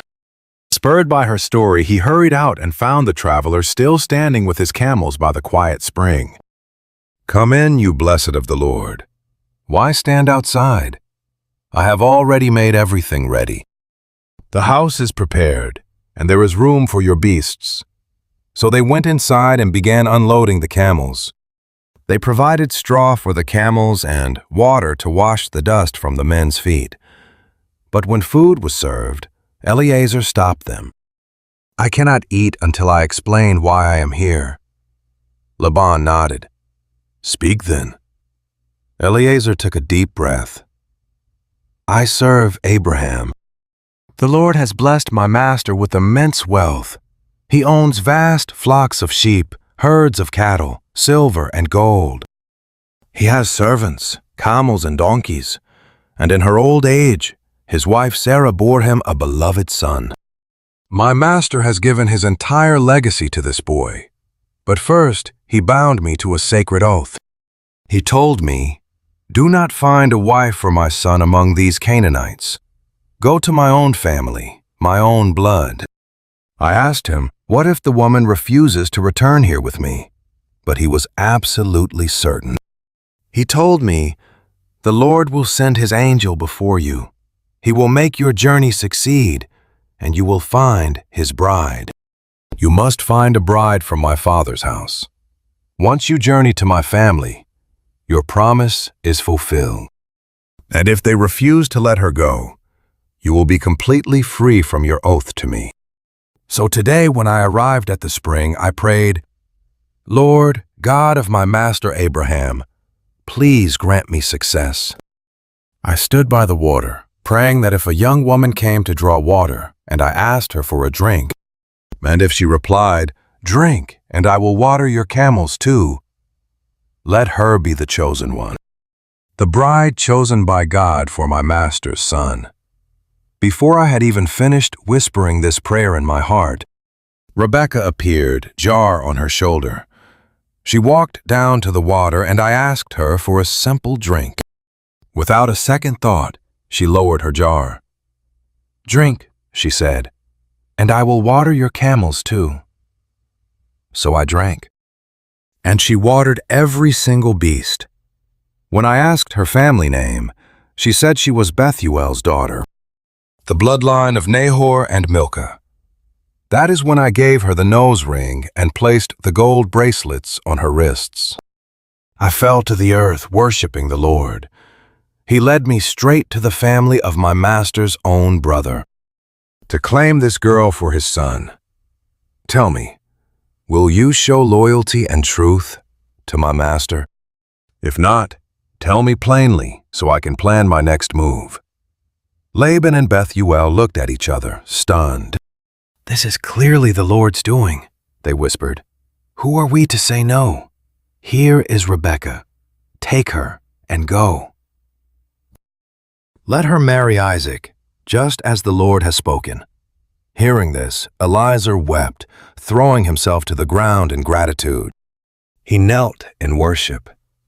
Then he rose and began pulling out exquisite treasures of silver, gold, and fine garments. He showered Rebekah with gold, then watched her brother Laban's eyes gleam as he handed over more treasures. They finally ate and slept, but by dawn the old servant was already pacing, eager to get back. "Send me back to my master," he begged. But Laban and her mother stalled. "Just 10 more days," they pleaded. "Do not hold me back," he insisted. "The Lord has blessed this journey. Now let me go home." "Fine," they muttered. "Let us hear what she says." They called Rebekah into the room. "Will you go with this man?" "I will go," she said without a second thought. And they let her depart. They wept and blessed her, crying out, "May you become the mother of millions. May your offspring conquer their enemies." Rebekah gathered her maids, stepping bravely into an unknown future. They mounted their camels and rode out. Miles away, Isaac was walking near the well of Beer Lahai Roi. Living in the southern desert, he slipped out to the fields to clear his head as twilight fell. Isaac spotted a caravan just as Rebekah looked up. Spotting him, she quickly slid off her camel. "Who is that man walking out to meet us?" she whispered. "That is my master," the servant whispered. Shivering slightly, Rebekah pulled her veil over her face. She veiled herself. The servant eagerly relayed the incredible journey, and Isaac finally took her inside, into his mother Sarah's tent. He married Rebekah and loved her, finally finding peace after his mother's death. Years later, old Abraham married again. His new wife, Keturah, bore him Zimran, Jokshan, and Medan. She also bore Midian, Ishbak, and Shua. Later, Jokshan fathered Sheba and Dedan. Dedan's line became the Asherites, Letushites, and Leumites, while Midian's sons were Ephah, Epher, Hanok, Abida, and Eldah. These were all Keturah's descendants. Abraham left everything he owned to Isaac, but he quietly settled gifts on his other sons first. He sent them far away to the eastern lands, keeping Isaac's inheritance safe from rivalry. Abraham lived 175 years. At last, the weary old patriarch took his final breath. Dying old and full of years, he joined his ancestors. His sons, Isaac and Ishmael, reunited to bury him. They laid him to rest in the cave of Machpelah, right beside his beloved Sarah. With his father gone, God's favor now rested on Isaac, who made his home near Beer Lahai Roi. This is the family line of Ishmael, the son Hagar the Egyptian bore to Abraham. Here are the names of Ishmael's 12 sons by birth order, beginning with Nebaioth: Kedar, Adbeel, Mibsam, and Mishma. Duma, Massa, Hadad, Tema, Jetur, Naphish, and Kedema. 12 sons who became rulers over 12 tribes, each ruling their own clans and territories. Ishmael lived to be 137 years old. He drew his last breath, his vast family settling the desert from Havilah all the way to Shur. Near the border of Assyria, Ishmael lived just as predicted, in open hostility with all his brothers. Let's turn our attention to Isaac, the chosen heir. He was 40 years old when he finally married Rebekah, daughter of Bethuel the Aramean, and sister to that calculating schemer, Laban. But she was barren. Isaac begged the Lord for his childless wife, and God heard his desperate prayers. She became pregnant, but a violent struggle began inside her. "Why is this happening to me?" she cried. In her anguish, she asked the Lord for answers. He told her, "Two rival nations are within you. 2 divided peoples will come from your body. One will dominate, and the older will serve the younger." When her time came to give birth, she delivered twin boys, exactly as God had promised. The firstborn was reddish, his skin covered in hair like a furry cloak. They named him Esau. Then his brother emerged, his tiny hand gripping Esau's heel. They named him Jacob. Isaac was 60. As they grew, Esau became a rugged, skillful hunter, while Jacob stayed quiet, preferring the tents. Isaac favored Esau, loving the wild game he brought home, but Rebekah's fierce devotion belonged to Jacob. One afternoon, while Jacob was simmering a red stew, Esau stumbled in from the fields, absolutely famished. "Quick, give me a swallow of that red stuff," he groaned. Because of this, they called him Edom. Jacob saw his opening. "Sell me your birthright first," he demanded. Esau groaned. "I am starving. What good is a legacy now?" "Swear it to me right now," Jacob urged. Esau took the oath, trading his future for food. Jacob then handed over the bread and lentil stew. Esau gulped it down, stood up, and walked away. Just like that, he despised his sacred birthright. Then, a brutal famine struck. This new crisis was as brutal as the one in Abraham's day. Isaac packed up, seeking refuge with King Abimelech in Gerar. But there the Lord stopped him. "Do not flee to Egypt," he warned. "Live only in the land I choose for you.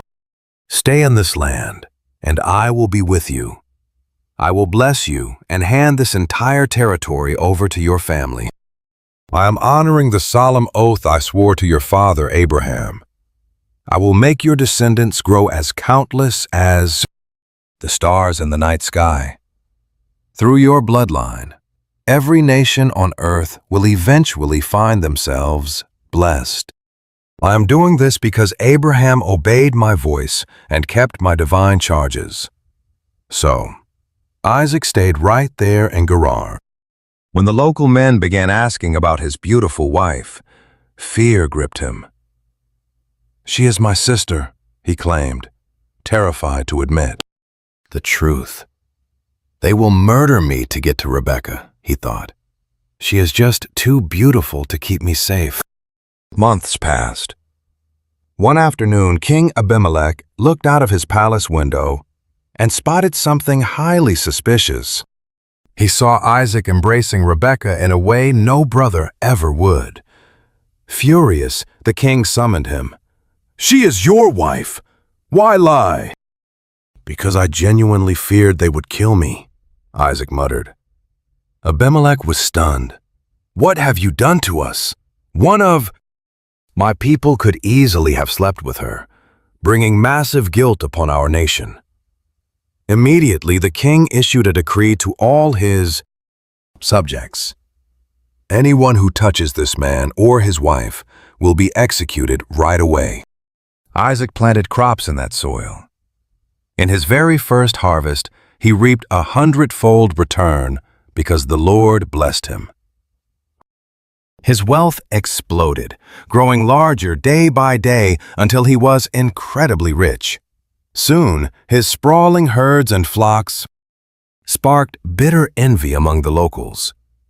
In retaliation, they targeted the water wells that Abraham's workers had dug years ago during the patriarch's lifetime. They filled them with dirt.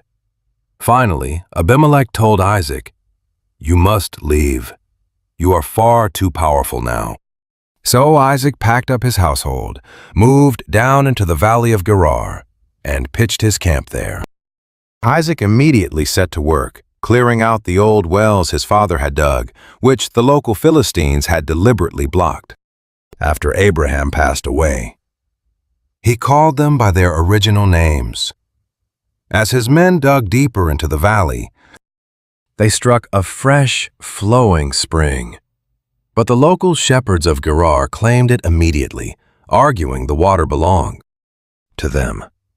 So Isaac named that well Esek because of the dispute. Moving on, they dug a second well, But another fight broke out. He named that one Sitna. Undeterred, he kept moving and dug once more.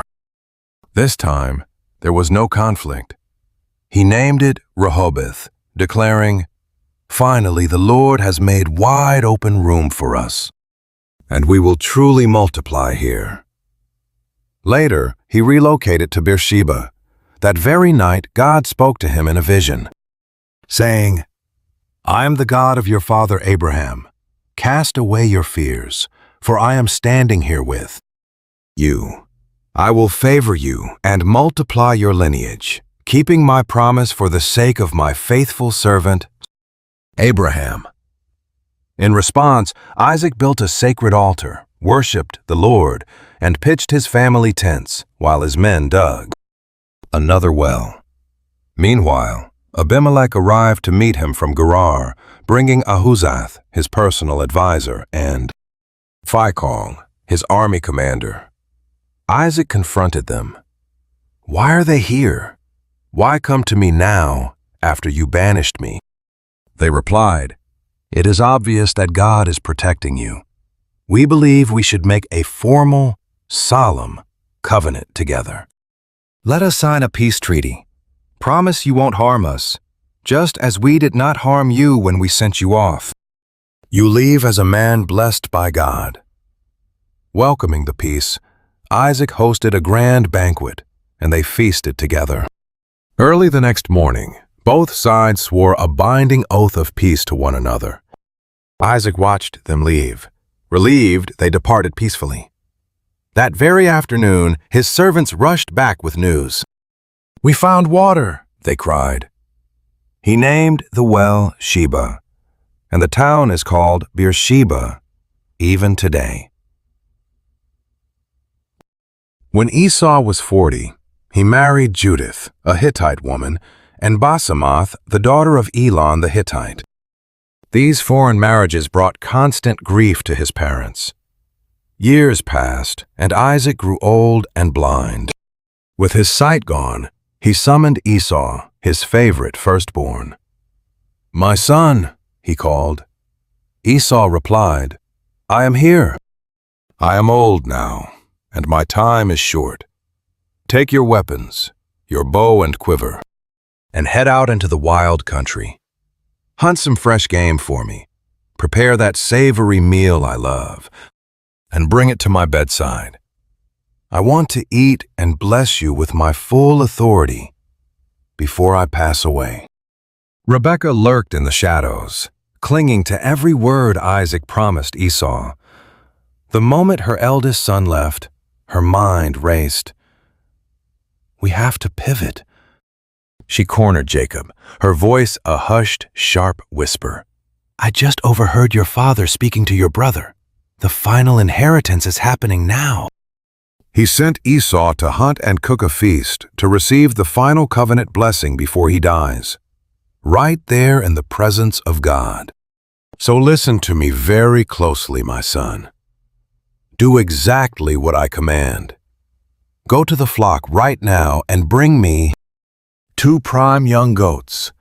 I will prepare them just the way he loves. Then you will take the food to your blind father, so he can bless you before he dies." But Jacob hesitated, staring at his mother. Fear gripped his chest. Was she completely insane? "But Esau is hairy," Jacob protested. "My skin is completely smooth. What if father reaches out and touches me? He will know I am a fraud. I will look like a liar and bring down a curse instead of a blessing." But Rebekah snapped, "Let that curse fall on me, son. Just do as I command. Go." So Jacob yielded. He brought the meat, and she prepared the meal, mimicking Isaac's exact cravings. Next, she grabbed Esau's finest clothes from the family chest, the ones smelling of the open fields, and forced Jacob into them.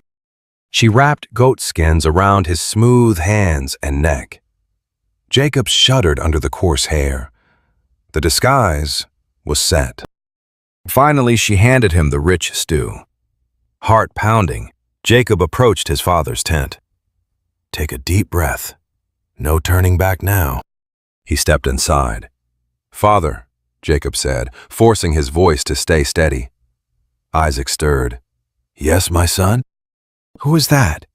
Jacob swallowed his fear and lied. "It is Esau, your firstborn. I have done exactly as you asked." "Please, sit up and eat my game so you can bless me." But Isaac frowned. How had he hunted so quickly? "The Lord your God brought it to me," Jacob whispered. Isaac grew uneasy. "Come closer then. Let me touch you." Jacob stepped closer.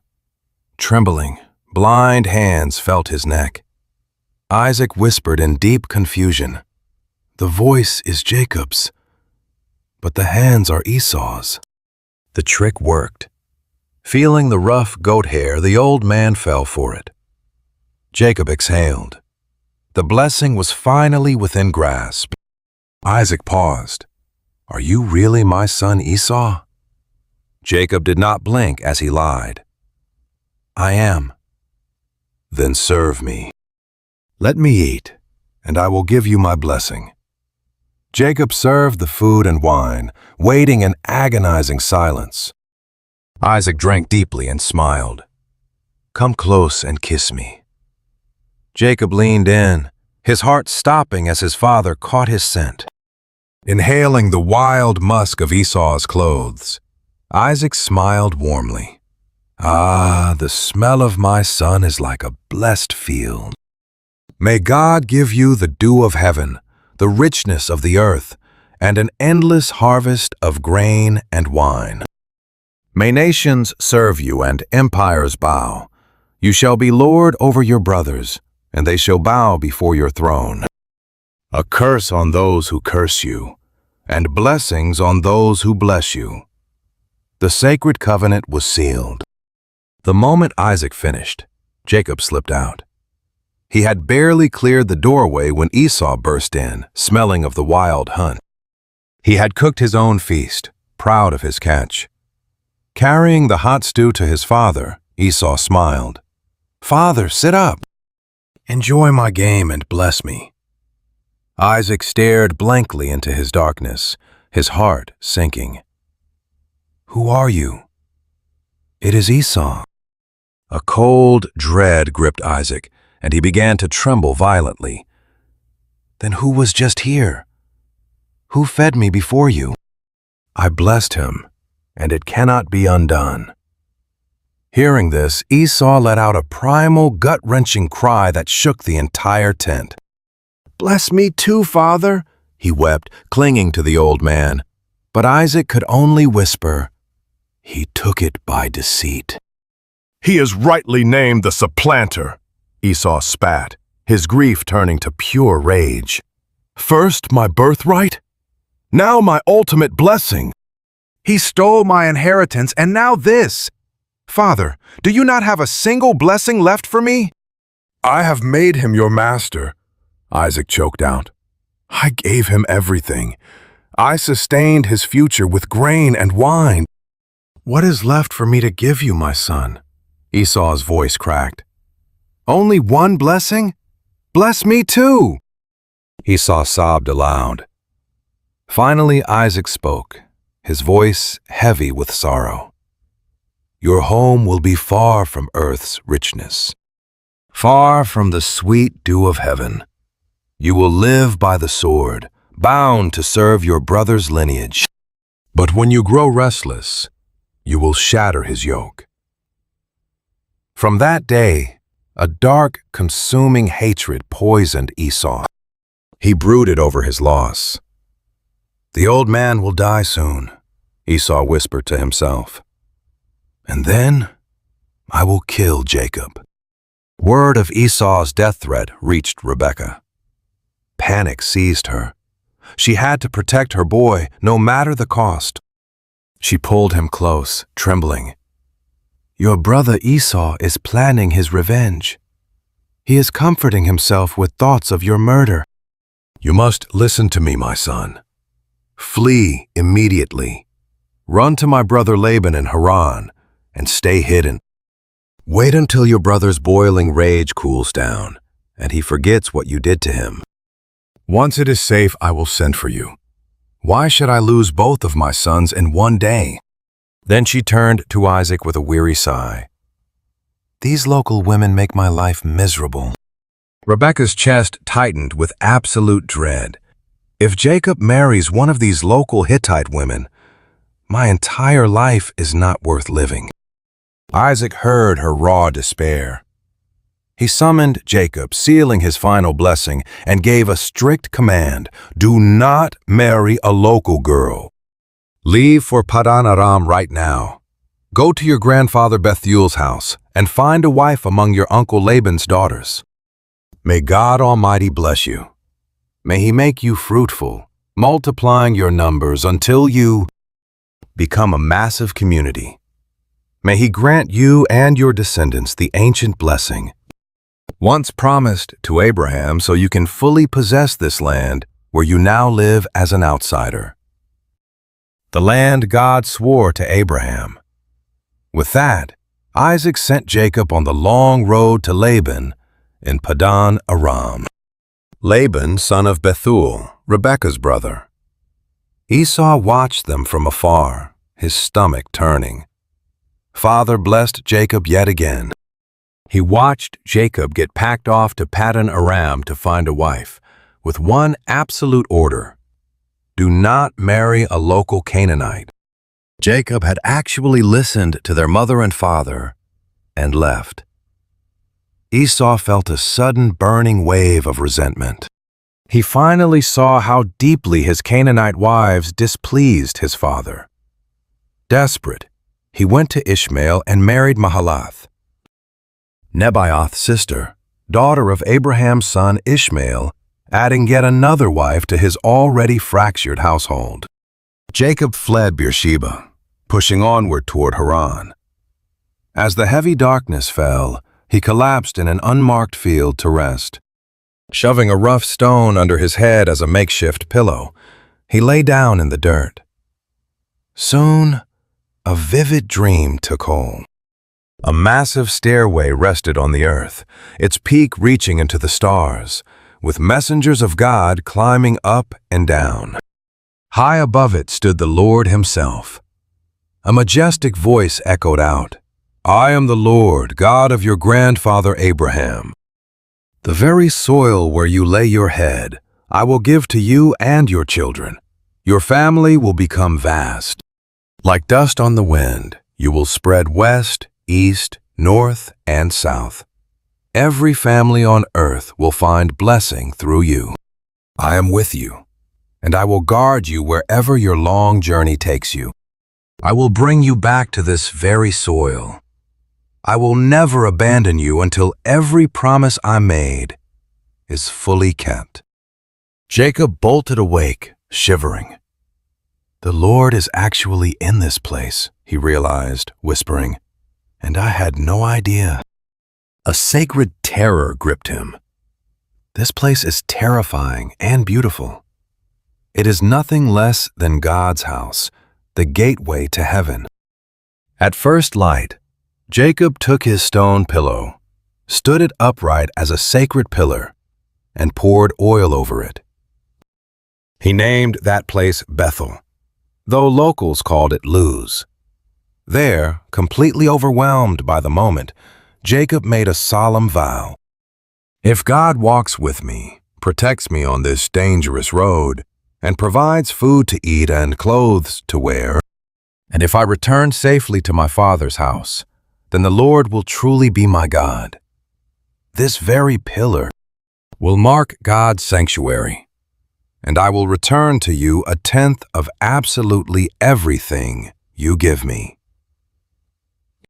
Gathering his few belongings, Jacob pushed deeper into the vast eastern territories.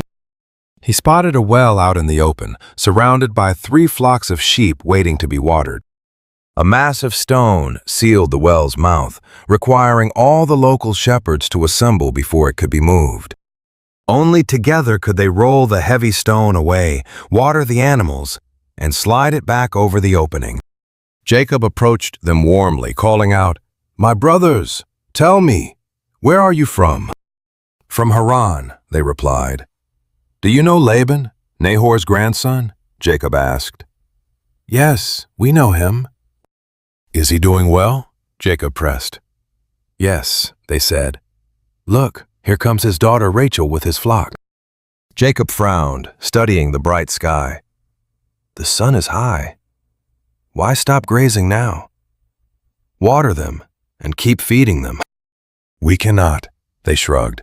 "Not until everyone arrives to help roll this massive stone away from the well." While they argued, Rachel approached with her father's sheep. Jacob's breath caught. Her presence instantly took hold of him. Seeing his cousin and his uncle's flock, a sudden rush of strength surged through Jacob. He single-handedly rolled the stone away. After watering her animals, Jacob kissed Rachel. Overwhelmed by pure relief and exhaustion, he broke down and wept aloud. He explained that he was her cousin, Rebekah's own son. Stunned, Rachel turned and bolted home to tell Laban. Hearing that his sister's son had finally arrived, Laban rushed out, wrapping Jacob in a warm, welcoming embrace. Inside, Jacob recounted his long journey. Laban looked at him, deeply moved. "You are truly my own flesh and blood." A month passed quickly. One evening, Laban brought up a proposal. "Should you work for free just because we are family?" "Name your price. What should your wages be?" Now, Laban had 2 daughters, and Jacob had noticed them both. The older was Leah, the younger, Rachel. Leah's eyes lacked luster, but Jacob saw Rachel and thought, "She is absolutely breathtaking." She was breathtaking, a vision in the dust. Jacob was so utterly captivated by Rachel that he offered Laban 7 years of hard labor for his younger daughter. Laban readily agreed, calculating that it was far better to keep her close than to risk some nameless stranger. So Jacob slaved for those 7 years. Yet to him, the grueling seasons flew by like mere days, driven by pure devotion. Finally, Jacob demanded his hard-won prize. "Give me my wife. My debt is fully paid and I want to claim my bride." Laban threw a lavish wedding feast for the community. But under the cover of night, he quietly brought his eldest daughter Leah and slipped her into Jacob's dark tent. He also sent Zilpah to serve as his daughter's loyal shadow. But the morning light revealed the brutal truth. It was Leah. Jacob confronted the master deceiver. "What have you done to me?" "I slaved for Rachel. Why did you betray me?" Laban smiled coldly. "Here, we do not marry off the younger first. Complete this bridal week, and I will grant you Rachel too, if you bind yourself to another 7 years of labor." So Jacob yielded to the trap. He finished the week with Leah, and finally Laban handed over Rachel as his second wife. Laban gave Bilhah to Rachel as her servant. When Jacob finally held Rachel close, his heart belonged solely to his true love, leaving Leah in the cold. To pay her price, he slaved another 7 years. Yet God saw Leah's silent humiliation and opened her womb, while Rachel's remained barren. In hope, Leah bore a son, naming him Reuben. She whispered, "The Lord has seen my misery. Surely my husband will love me now." Soon, she was pregnant again. When her second son came, she wept. "God heard that I am unloved, so he gave me this child." She named him Simeon. Yet again, she conceived. As she cradled her third baby boy, a desperate hope rose in her heart. "Now my husband will finally love me because I have given him 3 sons." They named him Levi. A fourth pregnancy shifted something inside her.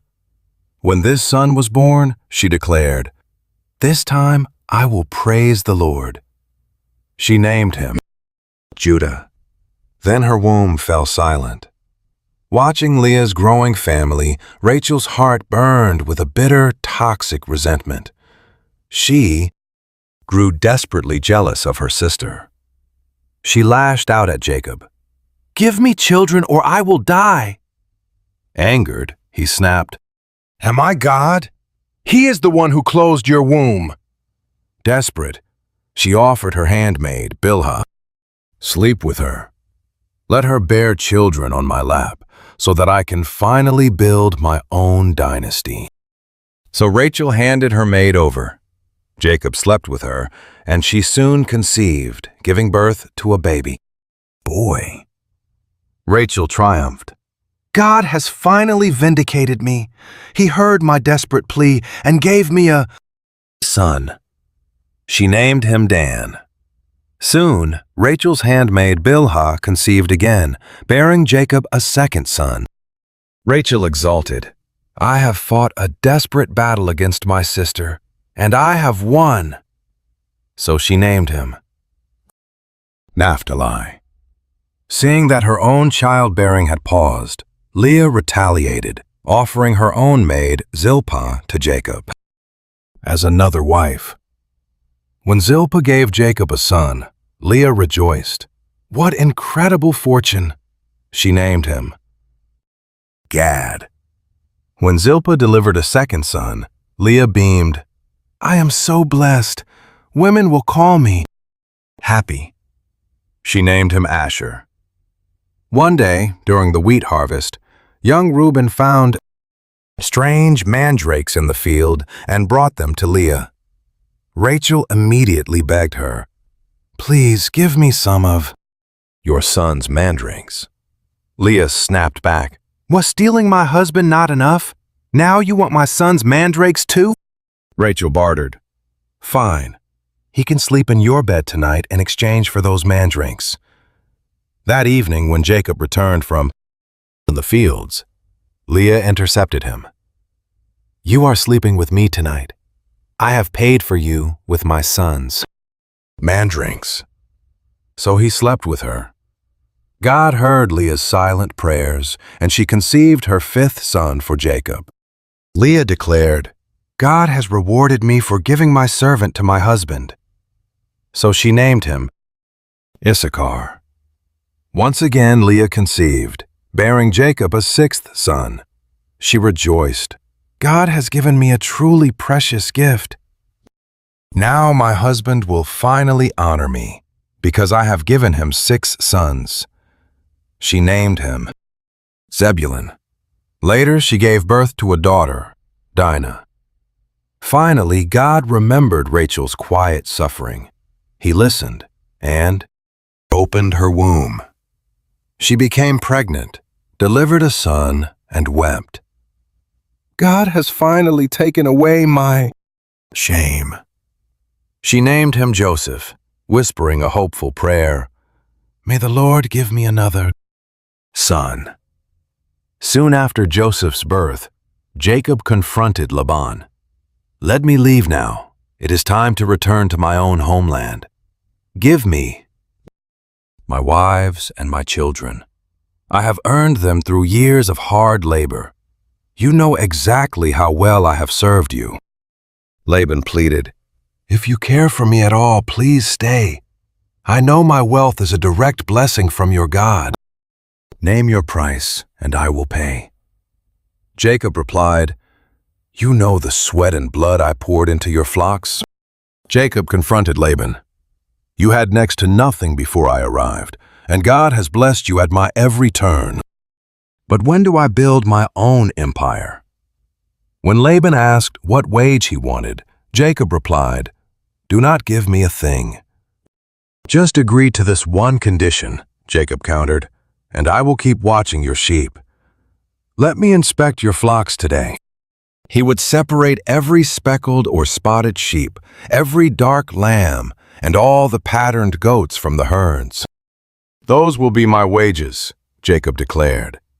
"My honesty will speak for itself later, when you inspect my share." "If you find any plain animal in my possession," Jacob told him, "you can consider it stolen."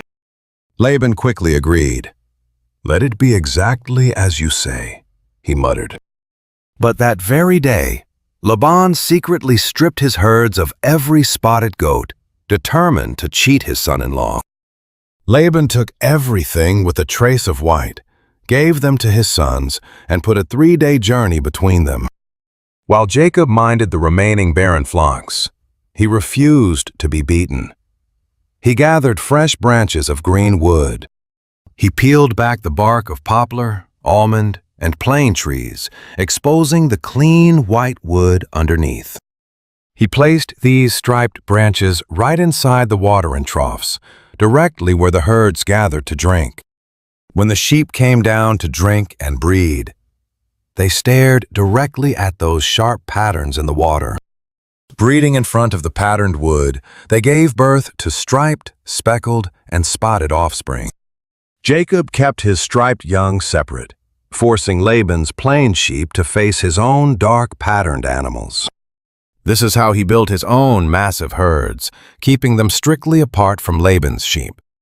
Whenever the strongest females came into heat, Jacob slid the striped branches directly into the watering troughs. They bred near the wood, but he kept the branches from weak animals. The feeble offspring went to Laban. The strong animals became Jacob's. He grew incredibly wealthy, with vast flocks, servants, camels, and donkeys. Then the whispers started. Jacob heard Laban's jealous sons complaining bitterly behind his back. They claimed Jacob had taken everything their father owned, building his fortune at their family's expense. Jacob saw the coldness in Laban's face. The warmth was gone. Then God spoke to him. "Go back. Return to the land of your ancestors, and I will be with you." Immediately, Jacob summoned Rachel and Leah. They met him out in the pastures. "I see how your father looks at me," Jacob told them. "His respect is completely gone, but my father's God stood by me. You both know I worked to the bone, yet he cheated me, changing my wages 10 times over," Jacob said. "But God never let him harm me. If he claimed the speckled ones were my pay, then the entire flock gave birth to speckled young. And if he said the striped ones were my pay, they bore striped. God took his wealth and gave it to me. It was divine justice." During breeding season, Jacob had a dream and saw the mating males were all striped. They were speckled and spotted. Then the angel of God called his name Jacob, and he answered, "Here I am." The angel said, "Look closely. Every male goat mating with the flock is striped, speckled, or spotted. For I have seen everything Laban has done to you. I am the God of Bethel, where you anointed the pillar and swore your solemn vow to me. Now, pack your things, leave this land immediately, and return to your birthplace." Rachel and Leah looked at him, bitter. "Do we have any inheritance left in our father's house?" they asked. "He treats us like complete strangers. He sold us off and spent every coin of our bride price. All the wealth God stripped from him belongs to us and our children anyway. Do exactly what God commanded." So Jacob loaded his children and wives onto camels and drove his hard-won livestock out ahead of him. Taking every possession amassed in Paddan Aram, they set out for his father Isaac in the land of Canaan. While Laban was away shearing sheep, Rachel stole his household gods. Jacob too chose to deceive him. He kept Laban the Aramean completely in the dark, fleeing with everything across the river toward the hills of Gilead. By the 3rd day, word reached Laban that they had vanished. He gathered his kinsmen and gave chase immediately. For 7 days, Laban tracked them, finally cornering their camp in Gilead. But that night, God confronted him. In a dream, God warned Laban, "Watch your mouth. Do not say a single word to Jacob, good or bad." Jacob had already pitched his tent in Gilead when Laban caught up, his angry relatives camping right next to them. Then Laban confronted him. "What have you done? You tricked me and carried off my daughters like prisoners of war, treating my daughters like captives of war. Why steal away in secret and deceive me?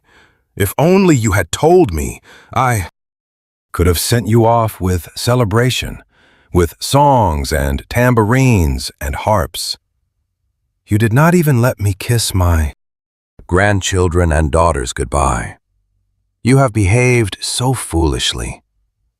I have the power to ruin you right now. But last night your father's God warned me in a dream to be careful what I say to you, whether good or bad.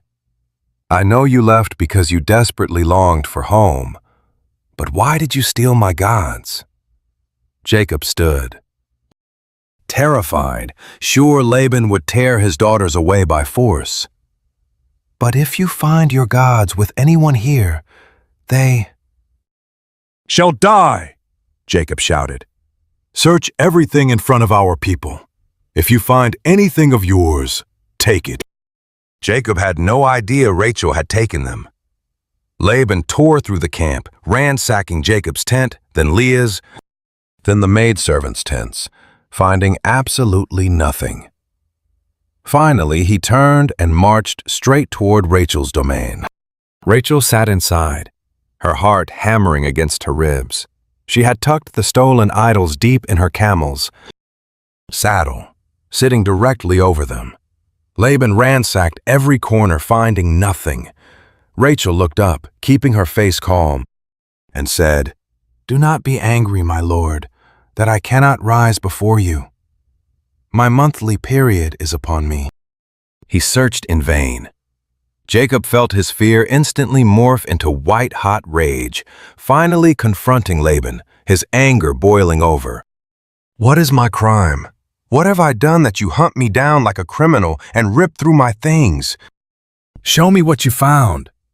Put it right here before our families and let them judge between the two of us.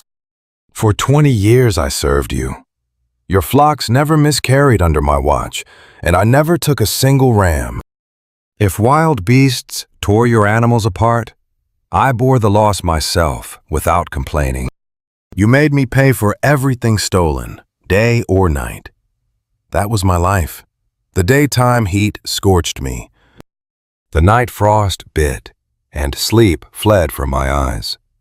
For 20 grueling years in your household, I slaved. 14 years for your daughters, 6 for your flocks, and you changed my wages 10 times. If my father's God, the God of Abraham and the fear of Isaac, had not stood by me, you would have sent me off, completely empty-handed. But God saw my misery and my hard work, and last night he rebuked you." Laban scoffed. "These women are my daughters, the children are mine, the flocks are mine. Everything you see belongs to me. Yet what can I do to my daughters today, or to their children? Come, let us make a covenant, a solemn treaty between us, to stand as a witness." Jacob took a stone and set it up as a sacred pillar. Then he ordered his men to gather stones, piling them into a massive heap. Together they ate by the mound. Laban named it Jegar Sahadutha, and Jacob named it Gilead. Laban declared, "This heap stands as a witness between us today." That is why they called it Gilead and Mizpah, for he said, "May the Lord watch between us when we are out of each other's sight. If you mistreat my daughters, or take other wives even, if no one else is around to see, remember, God is witness. Look at this heap and this pillar I have set up. This heap and this pillar stand as a boundary. I will not cross past this heap to do you harm, and you must not cross this boundary to my side to harm me. May the God of Abraham and the God of Nahor, their ancestral God, judge between us." So Jacob swore a solemn oath by the fear of his father Isaac, then offered a sacrifice on the mountain, and gathered his relatives to eat. They shared a meal, stayed the night, and early the next morning, Laban kissed his daughters and grandchildren, leaving them with his blessing. Then he turned and headed back home. As Jacob continued his journey, the angels of God met him. Stunned, he breathed, "This is God's camp." So he named that place Mahanaim. Soon after, Jacob sent messengers ahead to his brother Esau in the land of Seir, the country of Edom. He instructed them, "Tell my master Esau, your servant Jacob sends word, I have been staying with Laban and have remained there until now.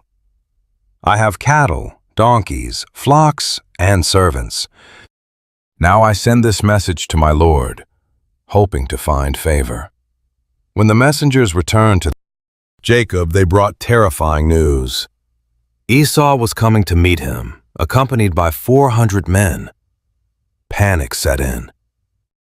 Overwhelmed by panic, Jacob split his people, along with his flocks, herds, and camels, into 2 separate camps. He reasoned, if Esau attacks one camp, the remaining group might escape. Desperate, Jacob prayed. Jacob fell to his knees, praying, "God of my grandfather Abraham, God of my father Isaac, you told me to return to my homeland and my people, promising to make me prosper. I am completely unworthy of all the steady love and loyalty you have shown your servant. I crossed this Jordan River with nothing but a wooden staff, and now I have grown into 2 whole camps. Save me from my brother Esau. I am terrified that he will attack us, slaughtering the mothers alongside their helpless children. Yet you promised to make me prosper and make my offspring countless, like the grains of sand on the seashore." Jacob spent that agonizing night alone in camp, carefully selecting a massive peace offering from his herds to buy his brother's mercy. It was a fortune. 200 female goats and 20 males, 200 ewes and 20 rams, 30 milking camels with their young, 40 cows, 10 bulls, and 20 female donkeys with 10 males. Jacob divided them into separate droves, put his servants in charge, and gave his final orders. "Go on ahead of me," he commanded them, "and keep a wide space between each herd." Then he instructed the lead servant, "When my brother Esau meets you and demands, 'Who is your master? Where are you traveling? And who owns all this livestock before you?' You must answer, 'They belong to your servant Jacob. It is a tribute sent to my lord Esau, and he is right behind us.'" Jacob gave the exact same instructions to the second, the third, and all the other herdsmen. "Say this very thing when you meet him. Make absolutely sure you tell him your servant Jacob is coming behind us." Jacob desperately hoped, "If I can only mollify him with these gifts sent on ahead, then maybe when we finally meet face to face, he won't kill me." So Jacob's peace offerings were sent off, while he stayed alone in the camp. But sleep was impossible. In the dead of night he got up, gathering his 2 wives, his 2 maidservants, and his 11 sons, and escorted them through the shallow waters of the Jabbok River. Having sent his family and all his wealth across the dark water, Jacob stood entirely alone. Suddenly, a mysterious man wrestled him until dawn. Realizing he could not break Jacob's grip, the stranger struck him hard in the hip socket, wrenching it in the violent struggle. Yet Jacob clung to him, refusing to let go. The stranger gasped, "Release me! Dawn is breaking. Jacob panted, I will not let you. Go unless you bless me. What is your name? The stranger demanded. Jacob, he managed to say. No longer, the man declared. Your name is now Israel, for you have struggled with God and with men and survived. Jacob pleaded, Now tell me your name. Why do you ask my name? The man replied, blessing him right there. Jacob named the place Peniel, marveling, I looked upon God face to face, and yet my life was spared. The morning sun broke over him as he limped away from Peniel, holding his throbbing, dislocated hip. To this day, the children of Israel do not eat the tendon of the hip socket, because that is where Jacob was struck. Jacob looked up, and his heart sank. Esau was marching toward him, flanked by 400 armed men. Moving fast, Jacob divided his children among Leah, Rachel, and his 2 maidservants. He placed the maidservants and their kids at the very front, Leah and her children in the middle, and his beloved Rachel and Joseph safely in the rear. Then he stepped out in front. Bowing low to the dust 7 times, Jacob approached his brother. But Esau ran to meet him, throwing himself into a fierce embrace, clinging to his neck and kissing him. Together, they wept. When Esau finally looked past his brother, he saw the women and children. Who are these people with you? The children God graciously gave your servant. Then the maidservants stepped forward, bowing deeply with their little ones. Leah and her children followed, doing the same, and finally Joseph and Rachel bowed low to pay their respects. Esau asked, What was the meaning of all those herds I met on the trail? Jacob answered, To find favor, my lord. Esau waved it off. I have plenty, my brother. Keep what is yours. But Jacob pleaded, No, please, if I have found favor in your sight, accept this offering. Seeing your face today is like looking upon the face of God. Now that you have welcomed me so warmly, please take these gifts. God has been incredibly generous to me, and I have more than enough. Because Jacob kept pressing him, Esau finally accepted the gifts. Let us pack up and move, Esau suggested. I will travel beside you. But Jacob hesitated. My lord knows the children are fragile, and the nursing flocks require careful handling. If we push them too hard for even a single day, the whole flock will die. Please, let my lord go on ahead, while I follow slowly behind, matching the pace of the children and livestock until I join you in Seir. Esau offered. Then let me leave some of my men with you for protection. Jacob replied, There is no need. Your kindness is enough. So that day Esau turned back toward Seir. Jacob, however, journeyed to Succoth. There he built a homestead for his family and shelters for his livestock, giving the place its name. After his long journey from Padan Aram, Jacob arrived safely at the Canaanite city of Shechem, pitching his tents right outside the city gates. For 100 pieces of silver, he bought that plot of land from the sons of Hamor, Shechem's father. On the ground where he pitched his tent, he erected a massive altar to God, calling it El Elohe, Israel. One day, Dinah, the daughter Leah had borne to Jacob, stepped out to visit the local women of the land. Dinah just wanted to see the local girls. Then Shechem, the prince, spotted her. In a moment, her freedom was violently shattered. Shechem could not shake her from his mind. He whispered sweet, desperate lies to her, then demanded his father secure the girl, make her his wife. When the devastating news reached Jacob, his sons were working the fields. Fear choked him into absolute silence. Jacob endured a torturous wait for his boys. Outside, Hamor, Shechem's father, arrived to smoothly talk his way out of the crime. When the brothers rode in and heard of the assault, their blood boiled. Shock instantly weaponized into a pure, suffocating fury. This outsider had dragged their family name through the dirt. Dinah had been ruined, and this disgrace demanded a brutal, final reckoning. Yet Hamor tried to sweet-talk them. "My boy is utterly captivated by her," he begged. "Let him marry her and make amends. We can become one family. Give us your daughters, take ours, and build a home here.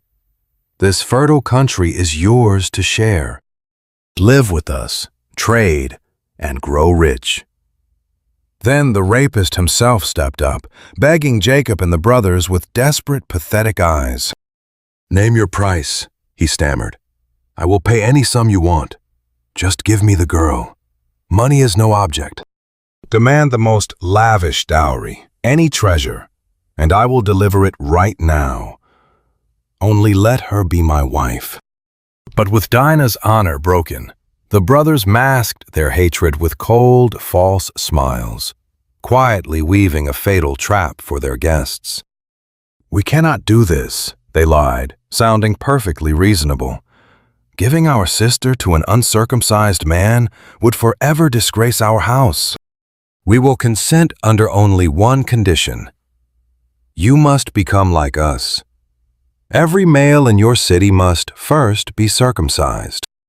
Only then can we intermarry, merge our families, and build our lives right alongside yours.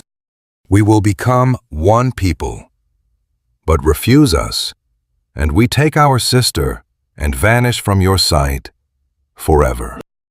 Hamor and Shechem greedily took the bait. Blinded by lust, the favored prince never even questioned the trap. He sprinted to meet their terms, his mind consumed by Dinah.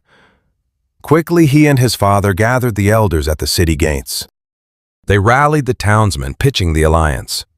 "These wanderers are peaceful," they insisted. "Let them settle down with us. Our lands are wide open.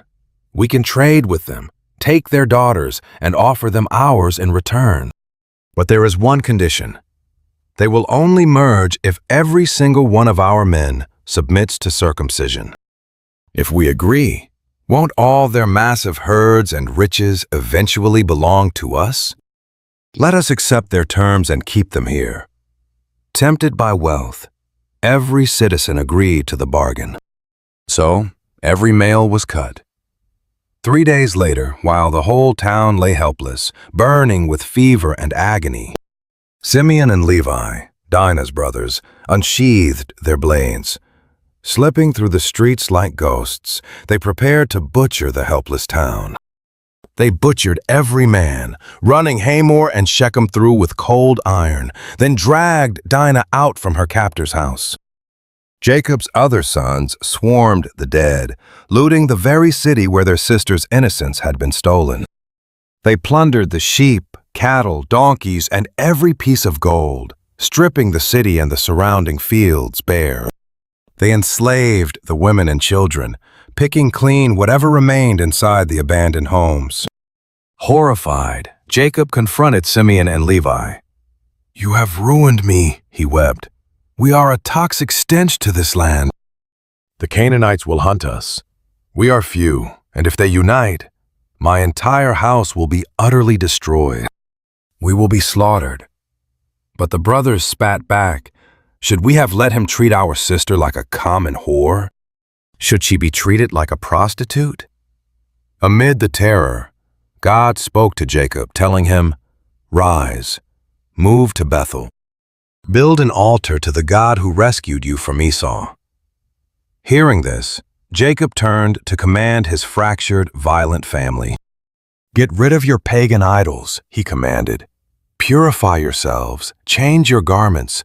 We must begin again with clean hearts. We are moving to Bethel. There I will build an altar to the God who answered me in my dark hours." He has stood beside me on every road. Shattered, they handed over their foreign gods and amulets, shedding their past. Jacob buried the relics under the great oak at Shechem. As they marched, a divine dread paralyzed the surrounding cities. Not a single soul dared pursue them. Finally, Jacob and his massive camp arrived safely at Luz, the place called Bethel.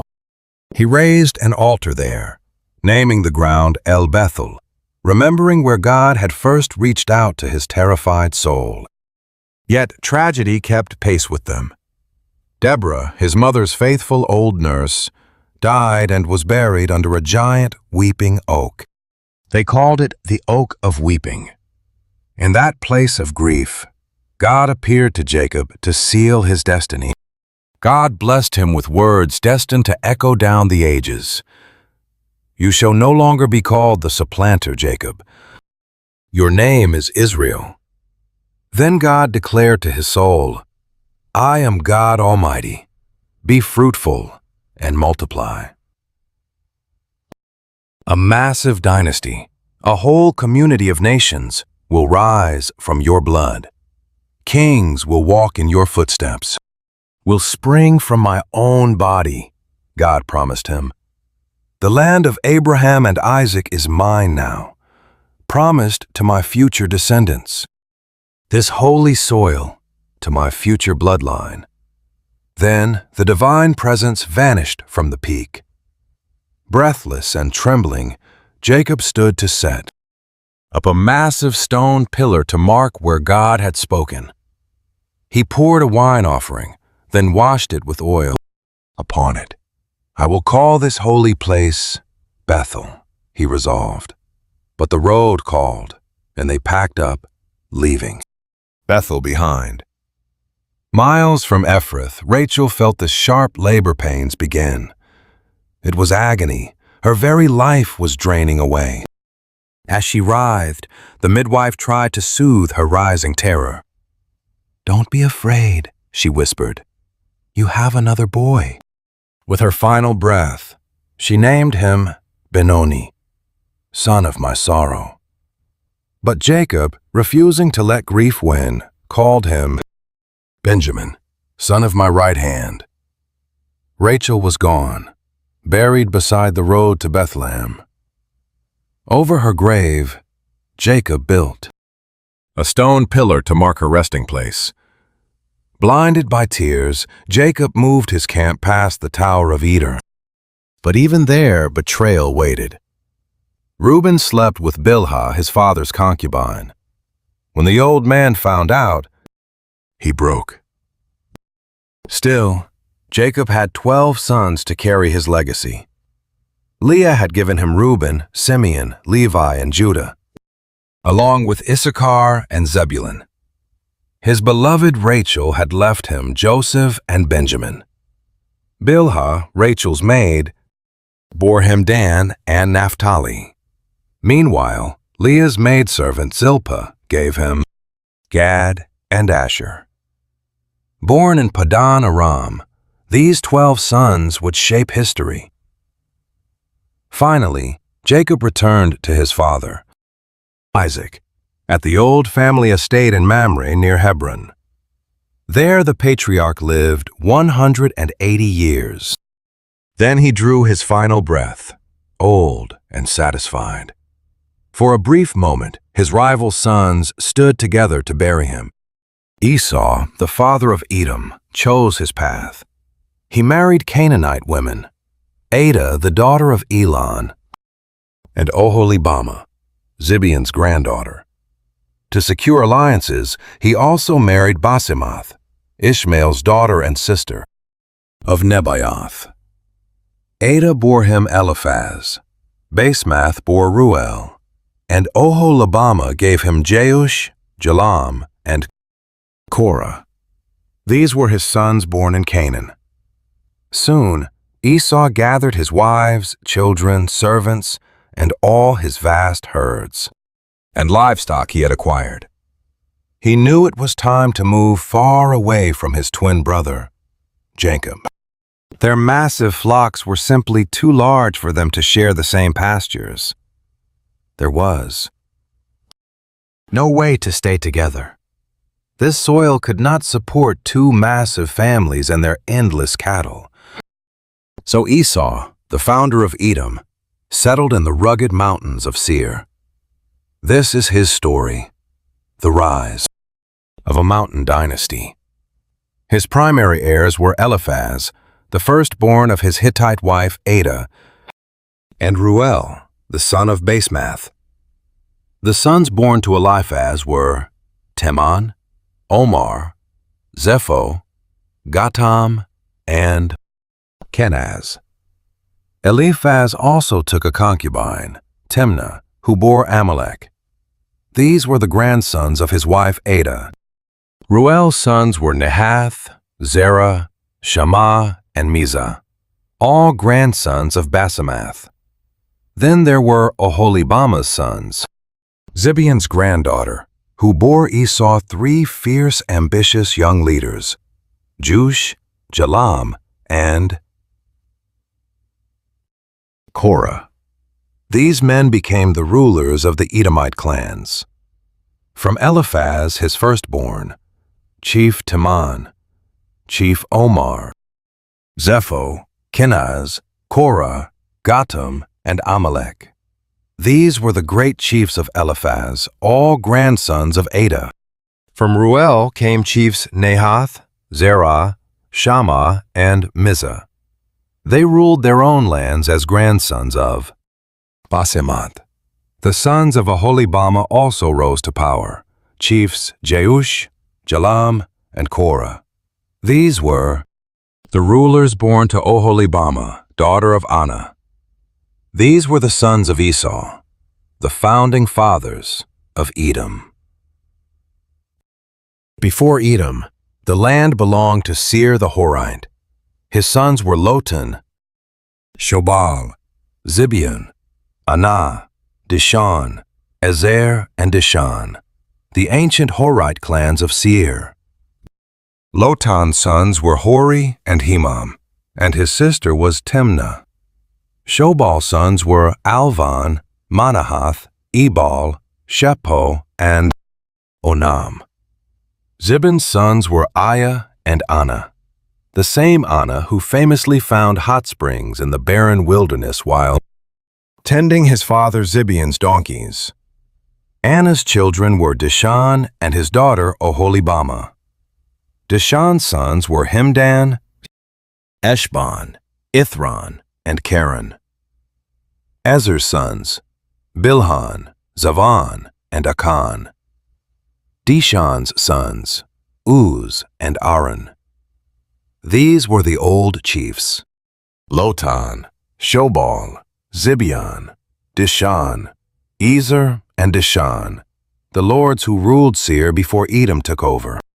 Long before any king ruled over the sons of Israel, a line of powerful monarchs reigned in Edom. Bela, son of Beor, ruled from his capital of Dinhaba.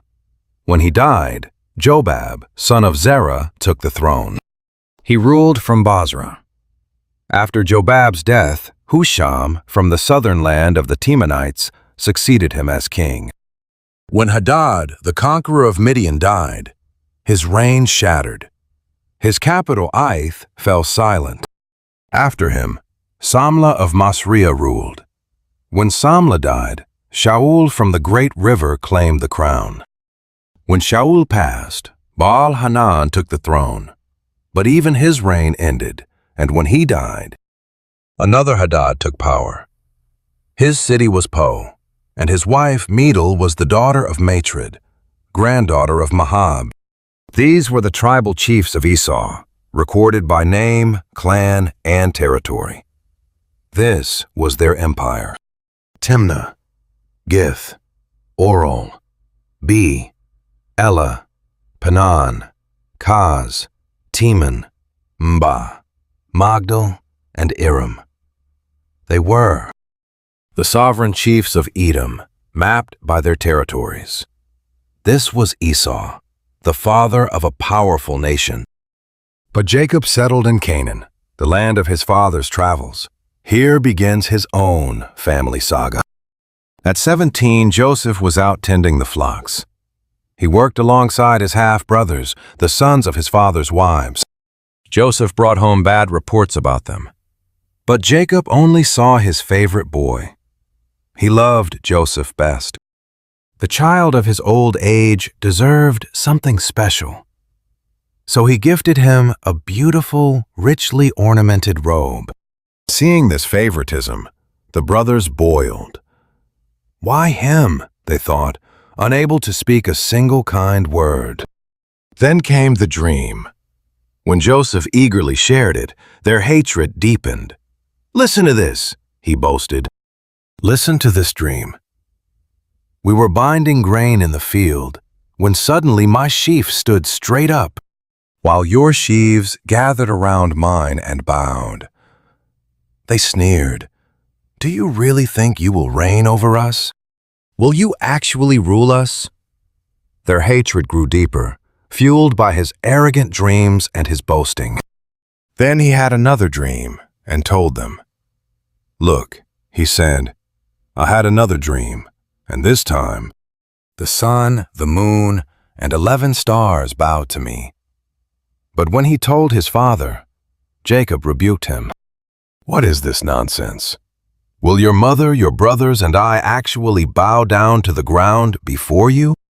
The brothers burned with jealousy, but Jacob kept quiet, wondering. Soon after, the brothers took the flocks north to graze near Shechem. Israel called to Joseph, saying, "Your brothers are tending the sheep out in Shechem. I want to send you to them." "I am ready," Joseph replied. "Go," his father said. "See if they are safe. Then bring word back." So Joseph set out from Hebron. When he arrived at Shechem, a stranger found him, wandering the fields. "What are you looking for?" the man asked. "I am searching for my brothers," Joseph said. "Do you know where they are?" The man replied, "They left. I heard them say, 'Let us go to Dothan.'" So Joseph tracked them there. But the brothers spotted him coming from a long way off. Before he arrived, they began to plot. "Here comes the dreamer," they whispered. "Let us kill him and throw him in a deep pit. We will say a wild animal devoured him. Let us see what becomes of his dreams." But Reuben heard them and tried to save him. "Let us not take his life," he urged. "Shed no blood. Throw him in this desert cistern, but don't harm him." He secretly hoped to rescue the boy and return him home safely.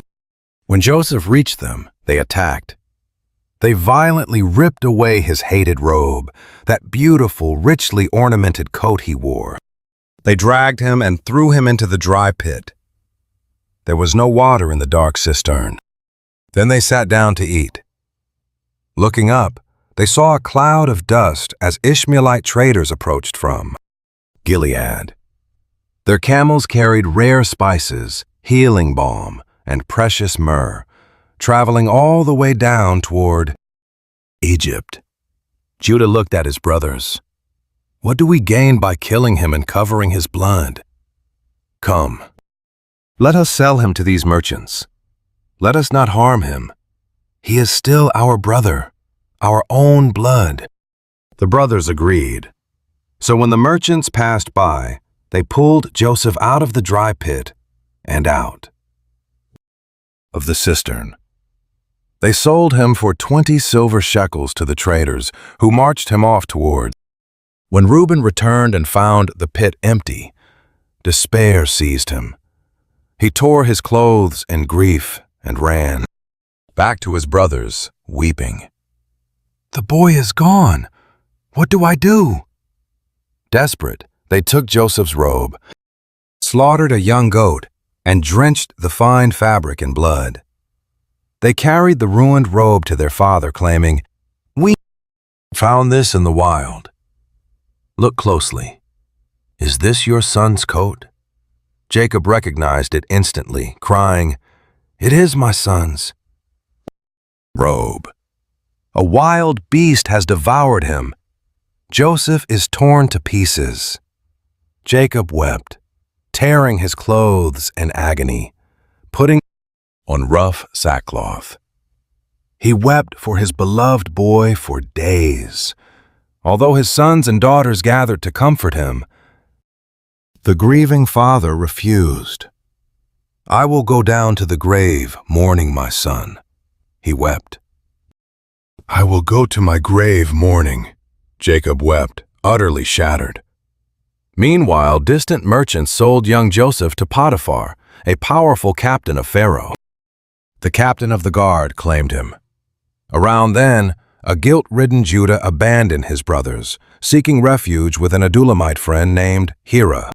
There, Judah spotted a Canaanite woman, Shua's daughter. She caught his eye. He married her, they came together, and she conceived their first child. She bore a boy and named him Soon she was pregnant again, giving birth to a second son they called Onan. But the family line was still growing. At Kezib, she bore a third son named Shelah. Years passed, the boys grew, and Judah selected a wife named Tamar for his firstborn. Her name was Tamar. But proved to be a wicked, vicious man, and the Creator cut his life short. Death left a void. Judah pressured Onan, saying, "Perform your duty, marry your brother's widow, and raise up heirs for his name." But Onan hated the arrangement. "Why should I build another man's dynasty?" he thought. So whenever they lay together, he wasted his seed on the dirt. He flatly refused to give his deceased brother an heir. This spiteful act angered God, who struck Onan down as well. Panicking, Judah ordered his widowed daughter-in-law, Tamar, "Go back to your father's house. Live as a widow until my youngest son Shelah grows up." In his heart, Judah was terrified that Shelah would die just like his brothers. Knowing she had no choice, Tamar went home to wait. Years dragged on. Judah's wife died. Once his period of mourning was finally over, Judah traveled up to Timnah for the sheep shearing season.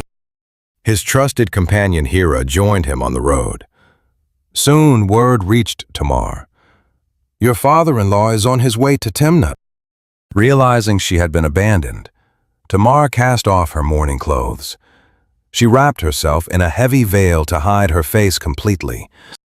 She waited by the roadside at the entrance to Enaim. "He thinks I am blind to his betrayal," she thought. But he is wrong. Shelah was a man now, yet Judah refused to let her marry him. The family patriarch had completely broken his word to her. When Judah walked by, he saw only a veiled woman and assumed she was a prostitute. He had absolutely no idea it was his daughter-in-law. He stepped off the road toward her. "Let me come into you," he insisted. Tamar quickly bargained. "What will you give me?" "I will send a young goat from my herd," he promised. Tamar countered, "Will you leave me a guarantee until it arrives?" "What guarantee do you need?" he asked. She replied, "Your personal seal, its cord, and the staff in your hand." He surrendered them and slept with her. She conceived his child that afternoon. Slipping away unnoticed, she removed her disguise and slipped back into her quiet widow's clothes. Shortly after, Judah sent his friend Hira with the young goat, eager to retrieve those deeply personal items from the woman on the road. But Hira found no one there. He questioned the local men. "Where is the temple prostitute who was sitting by the road at Enaim?" "There has never been any such woman here," they insisted. Empty-handed, Hira returned to his friend. "I could not find her anywhere. And besides," Hira added, "the locals swear that no roadside prostitute has ever worked in that area." Judah sighed. "Let her keep them, or we will become a laughingstock." At least I made an honest effort to pay her. 3 months later, a shocking rumor reached Judah. "Your daughter-in-law Tamar has been acting like a harlot," they whispered. "And worse, she is pregnant." Furious at the betrayal, Judah roared, "Drag her out! Burn her to death for this disgrace!" As they marched her toward the fire, she sent a message straight to her judge. "I am pregnant by the owner of these items." "Identify who owns the seal, cord, and staff," she challenged. Judah gasped, recognizing them. "She is more righteous than I am," he admitted. "I broke my word and refused to give her to Sheila." He spared her life but never slept with her again. Soon, her labor began. Twins fought inside her womb. As labor intensified, a tiny hand reached out, and the midwife quickly tied a scarlet thread around his wrist. "This one is the firstborn," she declared. But the baby pulled back his hand, and his brother suddenly burst forth into the world instead. "What a fierce breakthrough!" the midwife exclaimed. They named him Perez. A moment later, his brother with the scarlet thread followed him out. They named the second twin Zerah. Meanwhile, far from this family chaos, young Joseph was marched down into Egypt as a common slave. Potiphar, an officer of Pharaoh and captain of the royal guard, bought the Hebrew boy from the slave merchants who brought him there. But the Lord was with Joseph, guiding his path so that he prospered even while serving inside the mansion of his Egyptian master. Potiphar soon noticed a divine presence around the youth, bringing success to everything Joseph touched. The young slave quickly won his master's trust. Promoted from personal attendant to chief administrator, Joseph took charge of the entire estate. Potiphar entrusted him with everything he owned. The moment Joseph took command of the household, a powerful blessing settled over everything the wealthy Egyptian owned. God poured out favor on everything in the house and the field, from the autumn harvests to the treasures inside the palace. Potiphar surrendered everything he owned to Joseph's care. With the young Hebrew managing the estate, the master never had to worry. In fact, the master only had to decide what to eat. Meanwhile, Joseph grew into a strikingly handsome, well-built young man. Before long, his master's wife noticed him. "Come to bed with me," she demanded. But Joseph stood firm and refused her. "Look," Joseph pleaded, "my master trusts me completely. He does not worry about a single thing in this entire house. Look, my master has given me full authority over this estate. He trusts me with everything, except you, because you are his." Wife, how could I commit such a wicked betrayal and sin against my God? Day after day she pressured him, but Joseph constantly refused to sleep with her or even stand near her. Then came a quiet afternoon. He slipped inside to work, completely unaware of the trap. No servants were in sight. She cornered him, clutching his robe, demanding his body. Panicking, he slipped out of his cloak and fled. He bolted outside, leaving her holding empty fabric.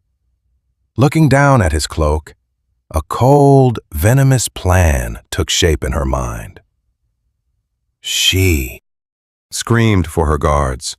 "Look at this Hebrew my husband brought home," she wailed. "He came in to humiliate and insult us."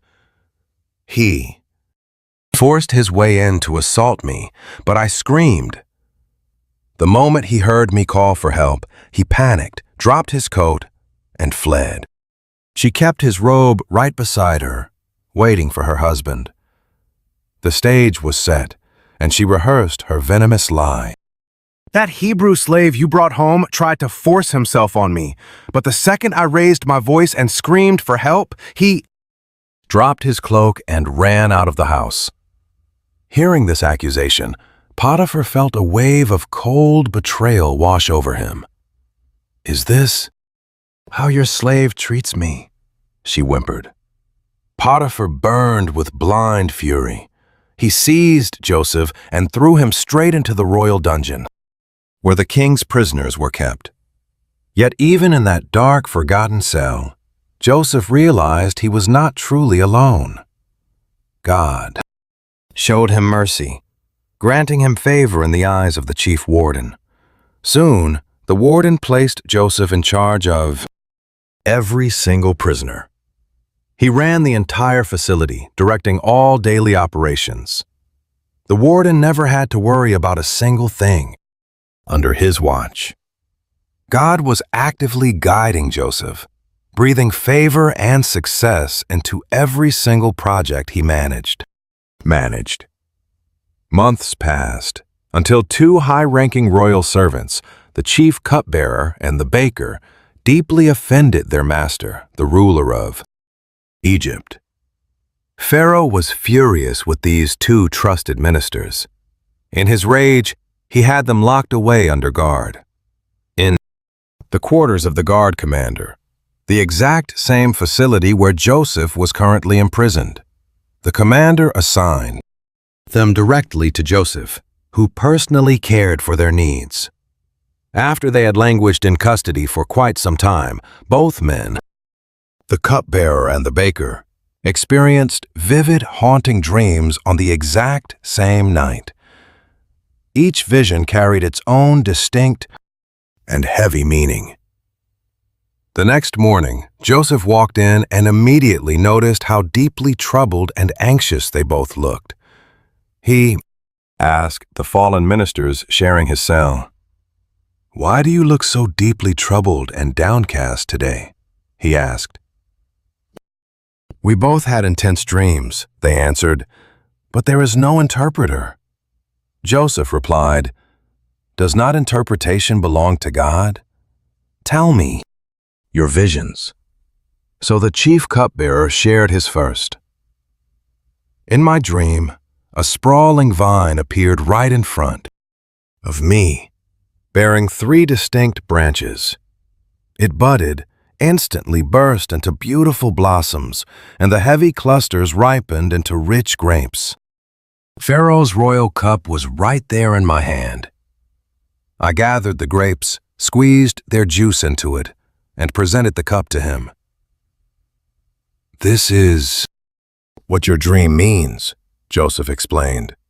"The 3 branches represent 3 days. Within 3 days, Pharaoh will lift you up and restore your former rank. You will place the cup back in his hand, exactly as you did before. But listen, when your life is restored and all goes well, please remember me. Show me kindness. Speak to Pharaoh on my behalf and help me escape this dark dungeon. I was kidnapped from the land of the Hebrews, and even here in Egypt, I have done absolutely nothing to deserve being thrown in a dungeon."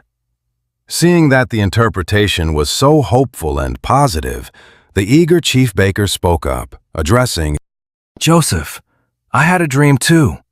I was balancing 3 baskets of bread on my head.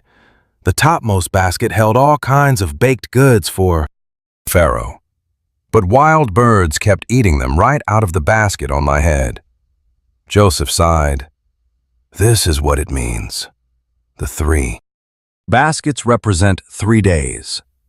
Within 3 days, Pharaoh will lift your head off your shoulders, hang you on a pole, and birds will devour your flesh." 3 days later, Pharaoh celebrated his birthday with a massive banquet for his entire court. During the feast, he summoned the imprisoned cupbearer and the baker before all his assembled nobles. Just as predicted, the king fully restored the chief cup-bearer to his high office, letting him place the royal goblet into Pharaoh's hand. But he executed the chief baker, just as Joseph had foretold in his grim interpretation. Yet the restored cupbearer gave no thought to Joseph. He completely forgot him. 2 long years dragged by. Then, one night, Pharaoh had a dream. He was standing beside the great Nile River. Suddenly, 7 magnificent fat cows emerged from the water, grazing peacefully among the reeds. But then, 7 other cows, hideous, skeletal, and gaunt, crawled up from the riverbank, standing right next to the healthy beasts along the shore. To his horror, the emaciated, ugly cows devoured the 7 healthy fat ones. Pharaoh jolted awake, trembling. He fell asleep, once more slipping into a second dream. 7 plump, golden heads of grain sprouted beautifully from a single stalk. But right after them, 7 withered, wind-blasted heads emerged. In an instant, these thin heads completely consumed the 7 healthy, abundant stalks. Pharaoh woke up in a cold sweat. By morning, his troubled mind could find no peace. Pharaoh summoned every magician and sage in the empire. He relived those nightmares aloud, but was met with useless blank stares. The chief cupbearer felt a cold sweat of guilt. "Today," he admitted to Pharaoh, "I am reminded of my worst failures. You were once angry with his royal servants, locking me and the chief baker away in the dungeons under the captain of the guard. We both dreamed on the exact same night, each vision heavy with its own weight. A young Hebrew slave was down there, with us, serving the captain of the guard. When we shared our nightmares, he pulled the hidden meaning from them, giving each of us a clear answer, and every detail happened just as he said.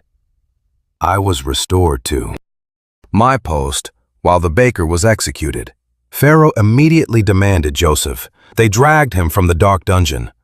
Once he was shaved and dressed in clean clothes, Joseph stood before the throne. The monarch studied him. I dreamed a dream no one can solve.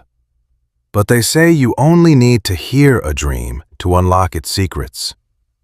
Joseph looked up. I cannot, but God will. Answer Pharaoh with peace. The king leaned forward. In my vision, I was standing on the banks of the Nile, when out of the river walked 7 cows, fat and healthy, feeding in the marsh. Suddenly, 7 more cows climbed out behind them, ugly, starving, and thin. I have never witnessed such miserable beasts in all of Egypt, and these wretched bony cows ate the 7 healthy ones. But even after gulping them down, you could not tell they had eaten. They remained just as starved as before. Then I woke. Next, I saw 7 full, beautiful heads of grain sprouting from a big, single stem. Right after them grew 7 more heads, shriveled and ruined by the desert wind.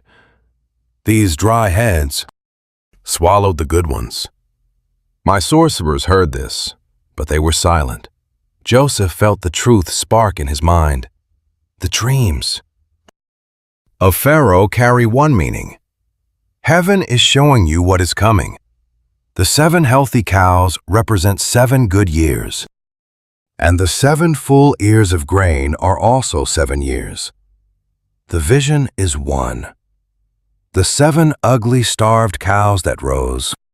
Behind them are 7 years, just like the empty heads ruined by the desert wind.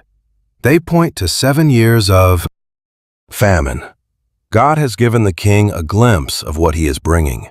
7 years of massive harvests are heading this way, but 7 years of starvation will follow. When they hit, the years of plenty will be forgotten, and a deep hunger will swallow the land. The prosperous times will vanish from memory, for the suffering will be so severe. The reason this warning was shown to you in 2 distinct forms is because the decree is firmly locked in by God, and he will act soon. Now the king must look for a wise, capable leader and give him authority over the nation. You should appoint commissioners across the land to take 1/5 of the grain during those 7 plentiful years.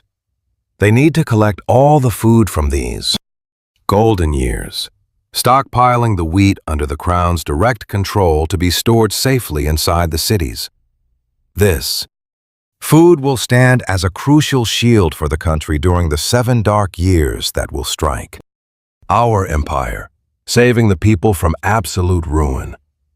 This bold, brilliant strategy struck Pharaoh with immense relief, and his entire court. The king turned to his quiet nobles. Where could we find anyone like this? A man filled with the divine spirit of God. Pharaoh looked back at Joseph, astonished. Since your God has shown you all of this, no one is so wise and discerning as you. You will govern my palace, and all my subjects will answer to you. Only the crown itself will place me above you. Look, today I am officially putting you in charge of the entire land of Egypt.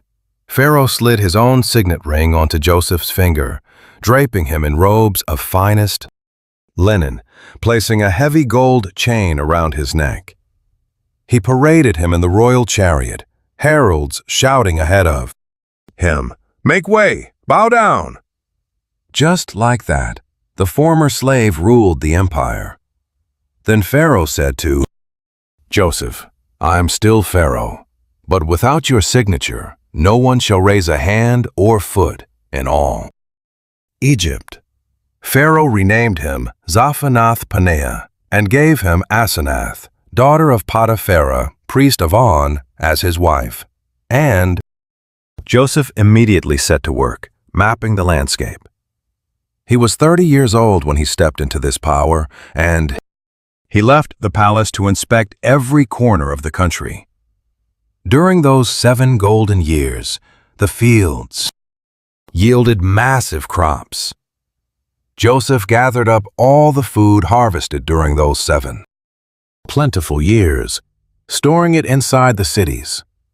In each town, he stockpiled food harvested from the local fields. He stockpiled wheat like the endless sand of the sea. Eventually, he stopped keeping records. The numbers were simply too massive to calculate. Before the dark times began, Asenath bore him 2 sons in his new home. Looking at his firstborn, he named him Manasseh, whispering, "God has made me forget my pain at my father's house." Joseph named his second son Ephraim. "Surely God has finally made me fruitful, blessed me right here in my pain." Then Egypt's 7 golden years of abundance vanished, and the 7 years of famine began, exactly as Joseph foretold. While neighboring lands withered and starved, Egypt alone held food. As hunger spread and desperate crowds begged Pharaoh for mercy, he gave Egypt one simple command: go to Joseph and do what he says. As the brutal drought choked the earth, Joseph opened the massive storehouses, selling grain to the desperate Egyptians while the famine tightened its grip on all neighboring nations. Nations flocked to Egypt, begging Joseph for food. In Canaan, old Jacob heard rumors of Egyptian grain. He glared at his paralyzed sons and snapped, "Why do you just stand there staring at each other? I hear there is grain in Egypt. Go down and buy food for us so we can survive and not die." So 10 of Joseph's brothers headed south. But Jacob kept Benjamin, Joseph's full brother, shielded at home, terrified that some dark tragedy would steal his last remaining child. Thus, Israel's sons joined the desperate crowds traveling south. For the drought had crippled Canaan too. In Egypt, Joseph ruled supreme, the absolute master of the entire food supply. When his brothers arrived, They prostrated themselves before him, bowing low with their faces in the dirt. Joseph knew them instantly. Swallowing his shock, he put on the cold face of a harsh stranger and demanded, "Where do you come from?" "From Canaan," they stammered, "to buy food." He recognized his brothers. But to them, he was a terrifying Egyptian lord. Suddenly, his childhood dreams flashed before his eyes. "You are spies," he barked. "You've come to find our weak spots." "No, my lord," they pleaded. "Your servants only came to buy food. We are brothers." "We are honest men, not spies." "Lies," Joseph snapped. "You're searching for our vulnerability." But they protested. "We were 12 brothers, sons of one man in Canaan. The youngest remains with our father, and one is no more." "It is just as I thought," Joseph declared. "You are spies. By the life of Pharaoh, I will test your story. You will not leave Egypt unless your youngest brother comes here. Send one of you to fetch him. The rest will rot in prison while we verify your words. If you fail, then by the life of Pharaoh, you are spies." He locked them in a dark cell for 3 terrifying days. On the 3rd day, Joseph offered a way out. "Do this and live, for I fear God.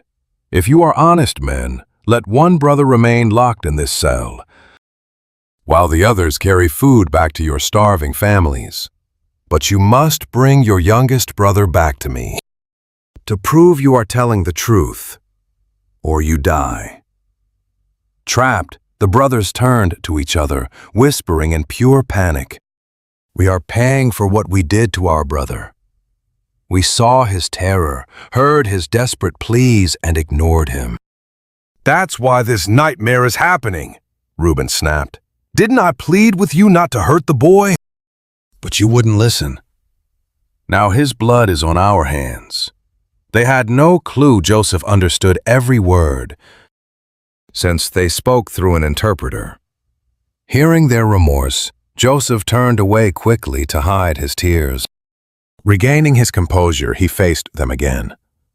He singled out Simeon, having him bound in chains right before their eyes. Secretly, Joseph ordered their bags filled with grain, their silver slipped back inside, and plenty of food for the road. Their donkeys loaded down with grain, the traumatized brothers finally began their long trek home. At their campsite that night, one brother opened his sack to feed his donkey and choked back a gasp. There, sitting right at the mouth of the sack, was his money. "Look," he yelled, "my silver has been returned." Their hearts sank. Trembling with fear, they stared at one another and whispered, "What has God done to us?" Reaching Jacob in Canaan, they spilled the whole terrifying story. They told him the absolute ruler of Egypt ruled with an iron fist, accusing them of espionage. They tried to explain they were honest men, not spies. They said they were 12 brothers, sons of one father. One was gone, and the youngest remained with him in Canaan. But the ruler of the land challenged them, demanding, "This is how I will test your honesty. Leave one brother behind as a hostage with me. Take food back to feed your starving families, and go. But you must bring your youngest brother back to prove you are not spies. Only then will I release Simeon." But as they began emptying their sacks of grain, absolute panic struck. There, in every single bag, lay their original pouches of silver. Jacob and his sons stared in total horror. The old patriarch broke down, crying, "You are destroying my family. Joseph is gone, Simeon is in chains, and now you want to take Benjamin?" Jacob wept. "Everything is turning against me." But Reuben stepped up, desperate to save this fracturing family. "Father, put my own 2 sons to death if I do not. Bring Benjamin back. Put him in my care, and I will safely bring him home." But Jacob was unyielding. "My youngest will not go. Joseph is dead, and Benjamin is all I have left. If disaster strikes him, on this road you will send my gray hair to the grave in pure grief." Meanwhile, the brutal famine worsened. Once they devoured every last grain from Egypt, their father pleaded, "You must go back. Buy us a little more food." But Judah stepped forward, facing the hard truth. "The ruler warned us plainly," he countered. "We will never see his face again unless our brother is by our side. If you send Benjamin, we will go buy grain. But if you refuse to let him go, we will not set foot there." The man was absolutely clear. "You will not see my face without your brother." Jacob groaned, feeling cornered. "Why did you ruin me by telling him you had a brother?"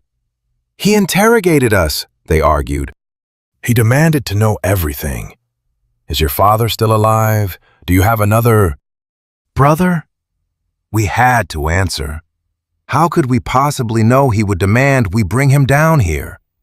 Then Judah pressed, "Send the boy with me. We must move now so that we and our children might actually survive this. I will guarantee his life myself. Hold me personally responsible. If I fail to bring him back and set him before you, let me bear that blame forever. We have wasted too much time." Jacob sighed, defeated. "If it must be, then go. Pack the finest fruits of our land to buy some goodwill. Take some of our best gifts. Bring him some balm, a little sweet honey, aromatic spices, precious myrrh, some pistachios and almonds. Also take double the money, because you must return the silver that was put back in your sacks. Perhaps it was just an honest mistake. Take your brother Benjamin and go back immediately. And may God Almighty grant you mercy before the ruler, so he will release Simeon and send Benjamin home with you. If I am to be left childless, I am childless." So the brothers took the gifts, the double silver and Benjamin, and began their journey. They hurried down to Egypt, presenting themselves to Joseph. The moment Joseph saw Benjamin standing there, his heart leaped. He ordered his chief steward, "Take these men home, prepare a feast. They dine with me." The steward obeyed, leading them to Joseph's house. But as they approached, sheer terror gripped the brothers. "We are trapped," they panicked. "They are dragging us inside because of the silver returned in our sacks before. They want to ambush us, enslave us, and steal our donkeys." Terrified, they cornered the house steward. They stopped him right at the door. "Please, sir, listen to us," they pleaded. "We only came here the first time to buy food. But when we stopped and opened our sacks, we found all our silver, the exact amount, right inside. We brought it back with us along with extra money to buy more grain. We have no idea who put it there." "Peace be with you," the steward replies. "Do not fear. Your God must have given you treasure. I received your payment." Then he brought Simeon out to them, led them inside, and gave them water for their feet.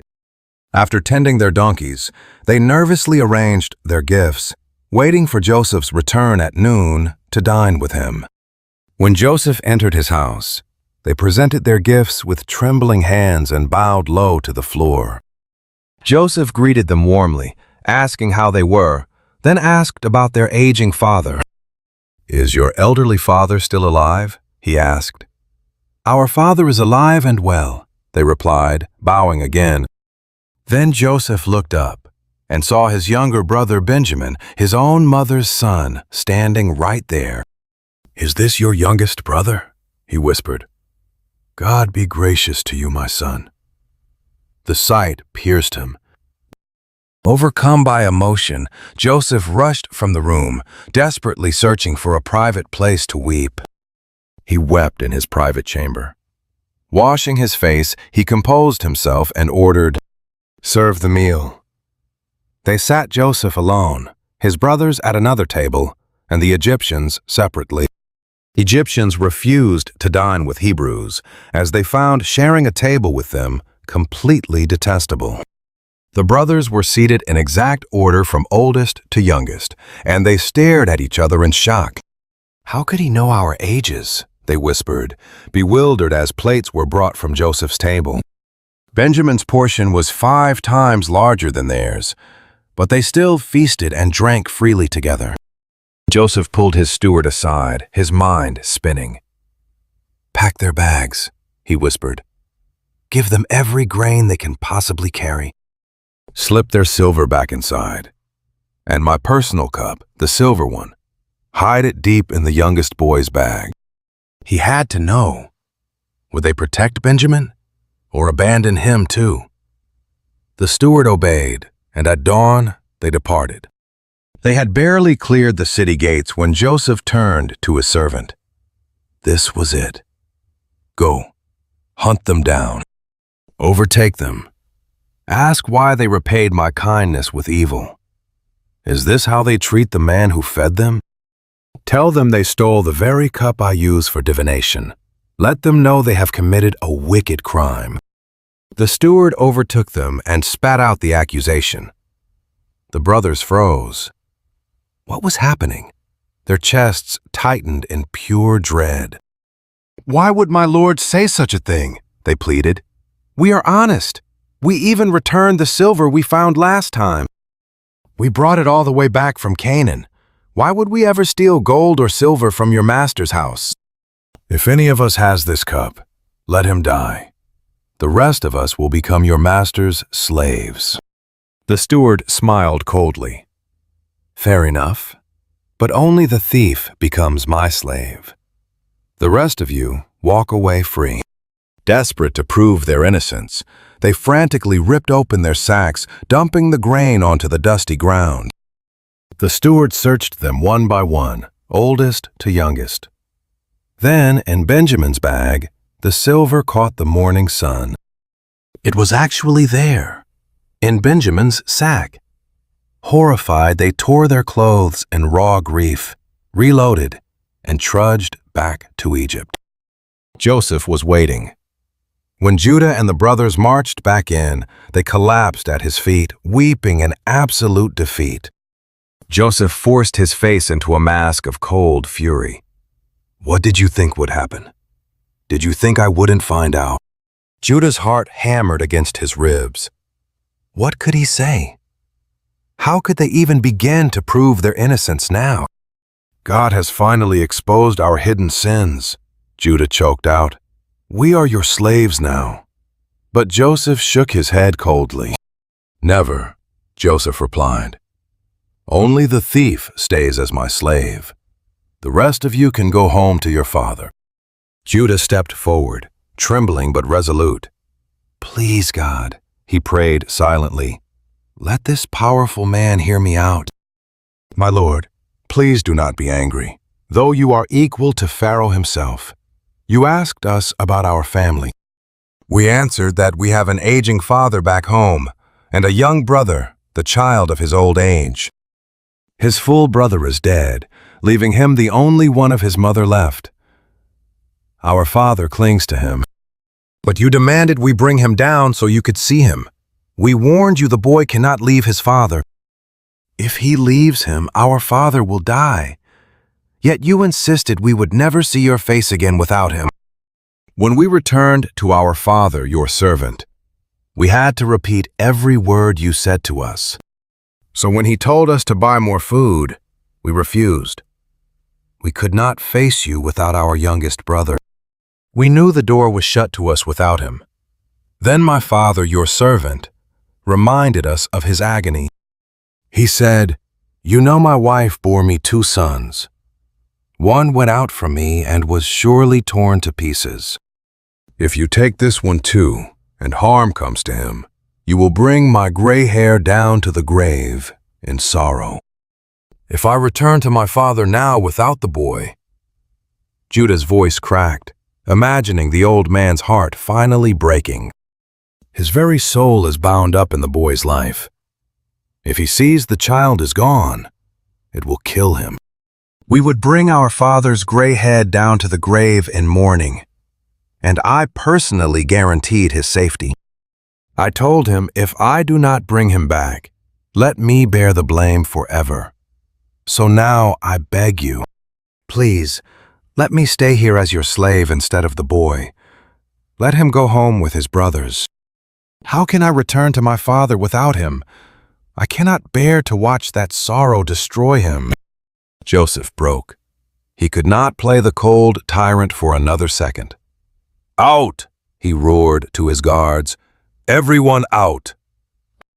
Once they were alone, the dam burst.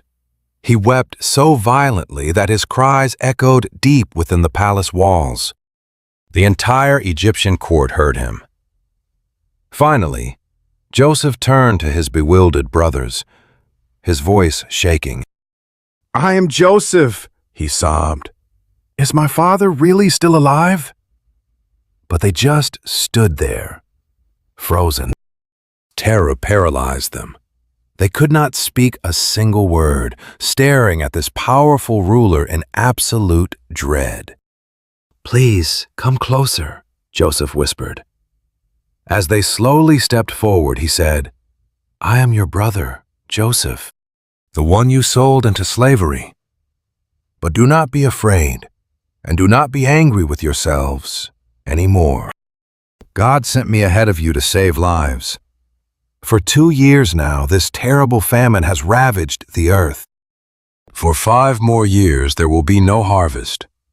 But God sent me here to preserve our family's future, to save your lives.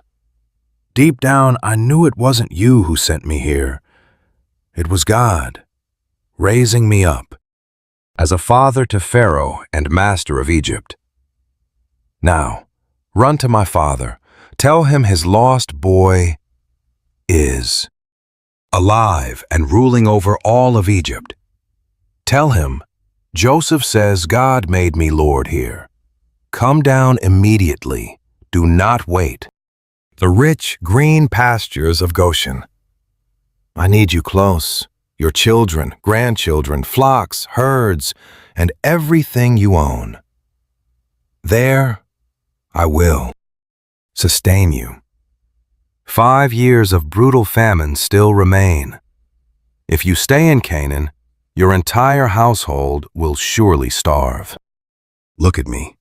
You can see with your own eyes, and so can Benjamin, that it is really me speaking to you. Go, tell him of the glory I have found here. Describe everything you've witnessed and bring him down to me." He couldn't hold the flood back anymore. Joseph threw his arms around Benjamin, sobbing with raw, unfiltered joy. Benjamin wept too, holding him tight. Then Joseph kissed each brother, tears flowing freely. Finally, the silence broke, and they spoke. Word of the brothers' arrival quickly swept through the royal palace. Pharaoh and his court were genuinely delighted by the news. Pharaoh told Joseph, "Order your brothers to load up their beasts immediately and head straight back to Canaan. They must gather your father and their households and return. I will hand over the finest regions in all of Egypt. They will feast on the richest bounty of our land. You have my full authority to tell them this. Take royal wagons for your wives and children. Go, bring your father. Leave your old things behind without a second thought, because the best of Egypt is already yours." And so Jacob's sons prepared for the long journey. Joseph provided the royal wagons as promised, along with plenty of food and water for the long journey ahead. He gave everyone fresh clothes, but to Benjamin, he gifted 300 pieces of silver and 5 elegant changes of clothes. For his father, he prepared a massive caravan, 10 male donkeys loaded with Egypt's treasures, and 10 female donkeys, carrying grain, bread, and supplies for the road. As he sent his brothers off, Joseph watched them fade into the distance. He called out after them, "Do not argue along the road." With that, they left Egypt to find their father Jacob in Canaan. They burst into the tent with the news. "Joseph lives! He actually rules all of Egypt!" Jacob froze. His mind instantly rejected it. He couldn't believe them. But as they repeated the words, and he saw those royal wagons sent to carry him home, the old father's broken spirit finally flickered back to life. Israel whispered, "I believe it. My boy is alive. I must go see him before my eyes close forever." So Israel packed up. Stopping at Beersheba, he built an altar, offering sacrifices to the God of his father Isaac. There, God spoke. Calling out in a vision of the night, God said, "Jacob, Jacob, I am the God of your father. Do not fear the journey to Egypt, for there I will forge you into a great nation. I will go down with you myself and bring your descendants back. Joseph's own hands will gently close your eyes." Jacob rose from Beersheba. His sons lifted their father, wives, and children into the heavy royal wagons Pharaoh had sent. They drove their herds and packed everything they owned in Canaan, stepping into the unknown as they headed south. Jacob brought his entire lineage to Egypt. Sons, grandsons, daughters, and granddaughters, every single branch of his family tree. These are the names of the sons of Israel, the descendants of Jacob, who made the historic trek to Egypt. Reuben, Jacob's firstborn, led the march. The sons of Reuben were Enoch, Palu, Hezron, and Carmi.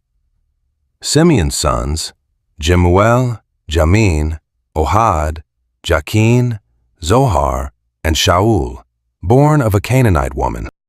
The sons of Levi, Gershon, Kohath, and Merari.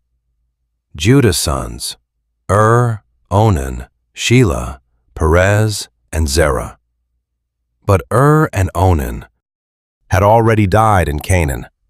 Perez's sons were Hezron and Hamul.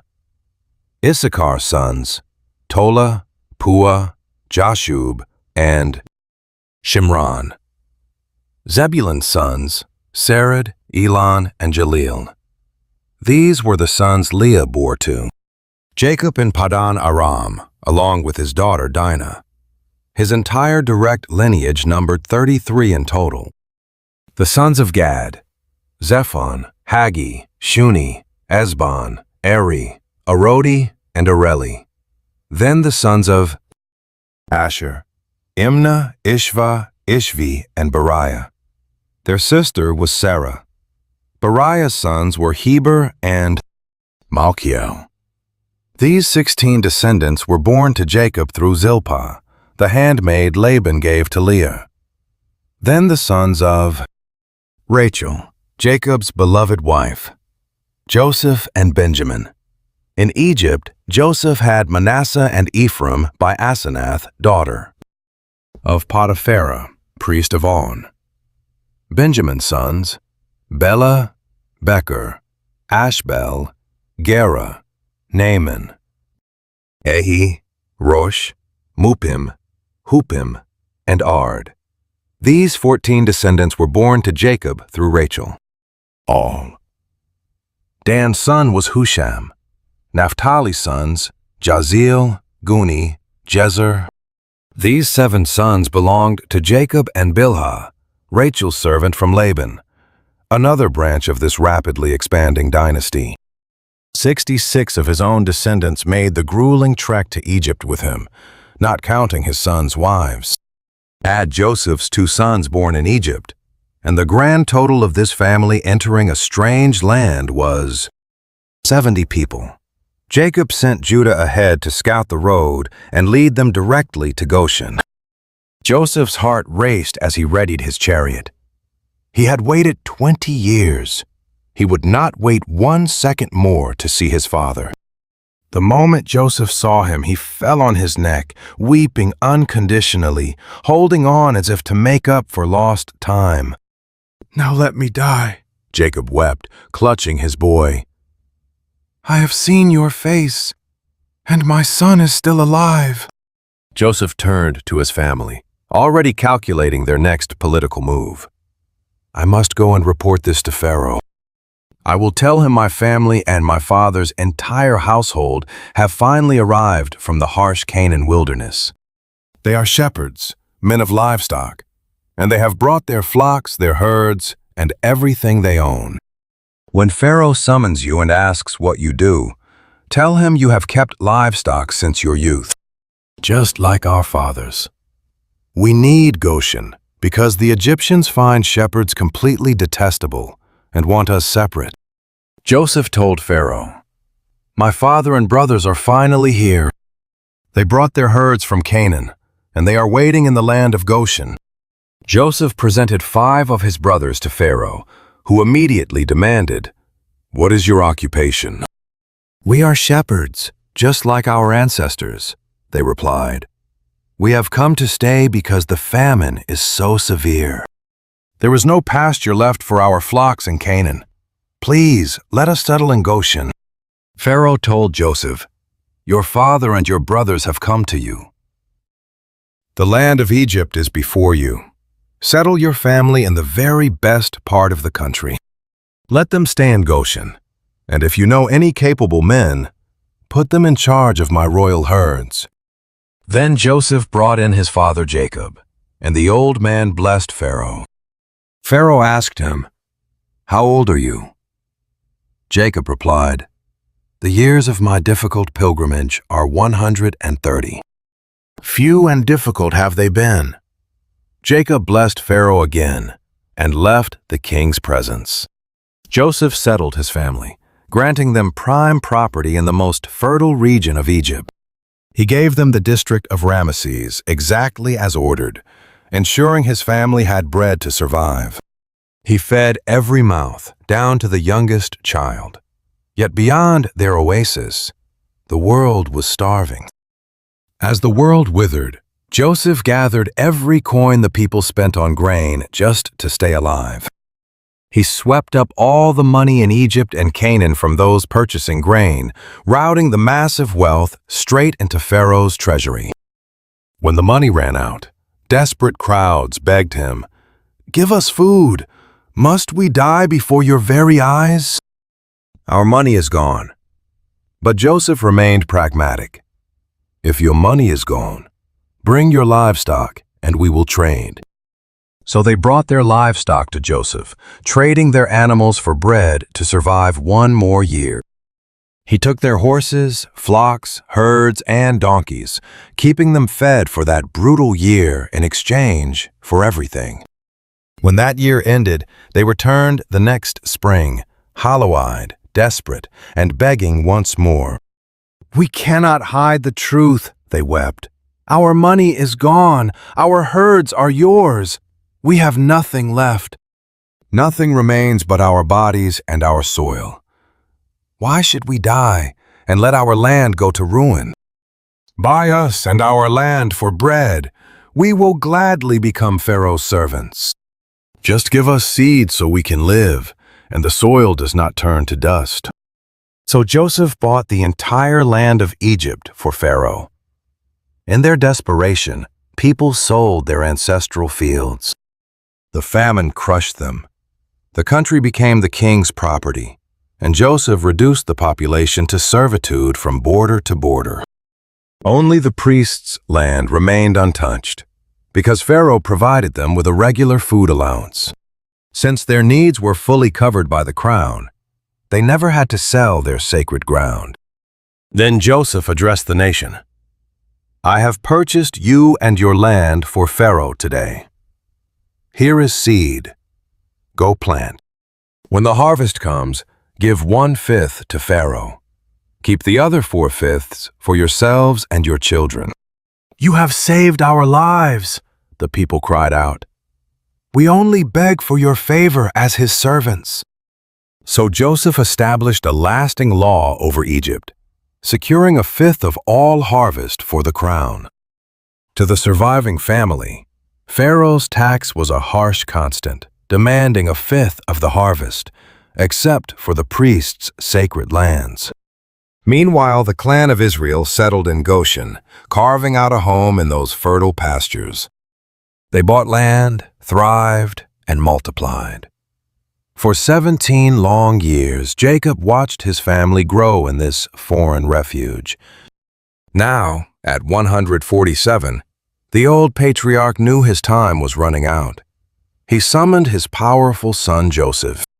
Jacob whispered, "If you truly love me, place your hand beneath my thigh and make a solemn oath.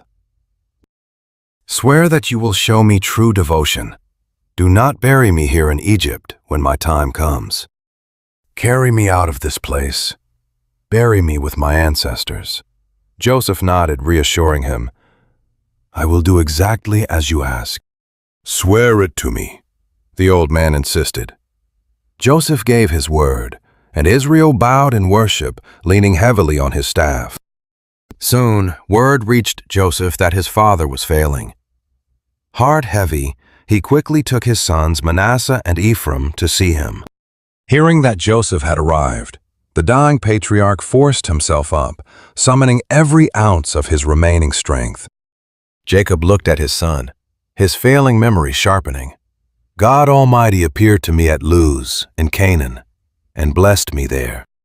He promised me, 'I will make you fruitful and multiply your descendants, raising up a vast assembly of nations.' He promised to give this land to your descendants as an enduring inheritance forever, a home that is truly ours. So now, these two boys born to you here in Egypt before I arrived, they are now my own sons. Ephraim and Manasseh belong to me now, carrying the same status as my eldest, Reuben and Simeon. Any children you have after them will be yours alone. They will inherit land under their older brothers' names." Jacob's mind drifted back to his ultimate sorrow. "Long ago, as I was returning from Padan, my heart was shattered. Your mother Rachel died in Canaan, just a short distance from Ephrath. It was a loss I never fully recovered from. I buried her right there, along the road to Ephrath, which is Bethlehem." Suddenly, Israel noticed the two boys standing there. He squinted, his mind wandering. "Who are these?" Joseph replied, "The sons God gave me here." Jacob whispered, "Bring them close." The old patriarch's eyes were dim, the world fading to a blur. Joseph gently guided his boys close to his father. Jacob pulled them close, kissing and holding them. He told Joseph, "I never dreamed I would see your face again. But look at this. Now God has actually let me see your children too." Deeply moved, Joseph drew the boys back from his father's knees and bowed low, his face touching the ground. He stood and positioned them carefully, placing Ephraim on his right, facing Israel's left hand. And he placed Manasseh on his left, toward Israel's right hand. But as they approached, the old man crossed his arms. Jacob laid his right hand on Ephraim, the younger brother, and stretched his left hand over to rest on Manasseh's head. He deliberately ignored the natural order of birthright. Then he spoke his blessing. "May the God of my fathers, the God before whom Abraham and Isaac walked, the God who has shepherded me through every storm, the angel who saved me from all harm, pour out his favor on these boys. Let my name live on through them, along with the legacy of Abraham and Isaac. May their families grow into a multitude across the earth." Joseph watched, his stomach tightening with old family wounds. Frustrated, he reached out to adjust the old man's hands. Trying to slide his hand toward Manasseh, Joseph protested, "No, father, this is the firstborn. Put your right hand on his head." But the old man resisted, shaking his head. "I know, my son. I know what I am doing. He will be great." But his younger brother is destined to be even greater. His line will grow into a massive assembly of nations. Jacob sealed his blessing that day, saying, "In the generations to come, Israel will use your names to bless their children. They will say, 'May God make you like Ephraim and Manasseh.'" With those words, he elevated the younger brother. Then Jacob turned back to Joseph. "My time has come. I am dying, but God will stay with you. He will lead you all back to your ancestral homeland. And to you, above your brothers, I give the mountain ridge I won from the Amorites with my own sword and bow." Then Jacob summoned all his sons to his side. "Gather close," he commanded. "Let me reveal your ultimate destinies. Come together and listen, sons of Jacob. Hear the final words of your father Israel.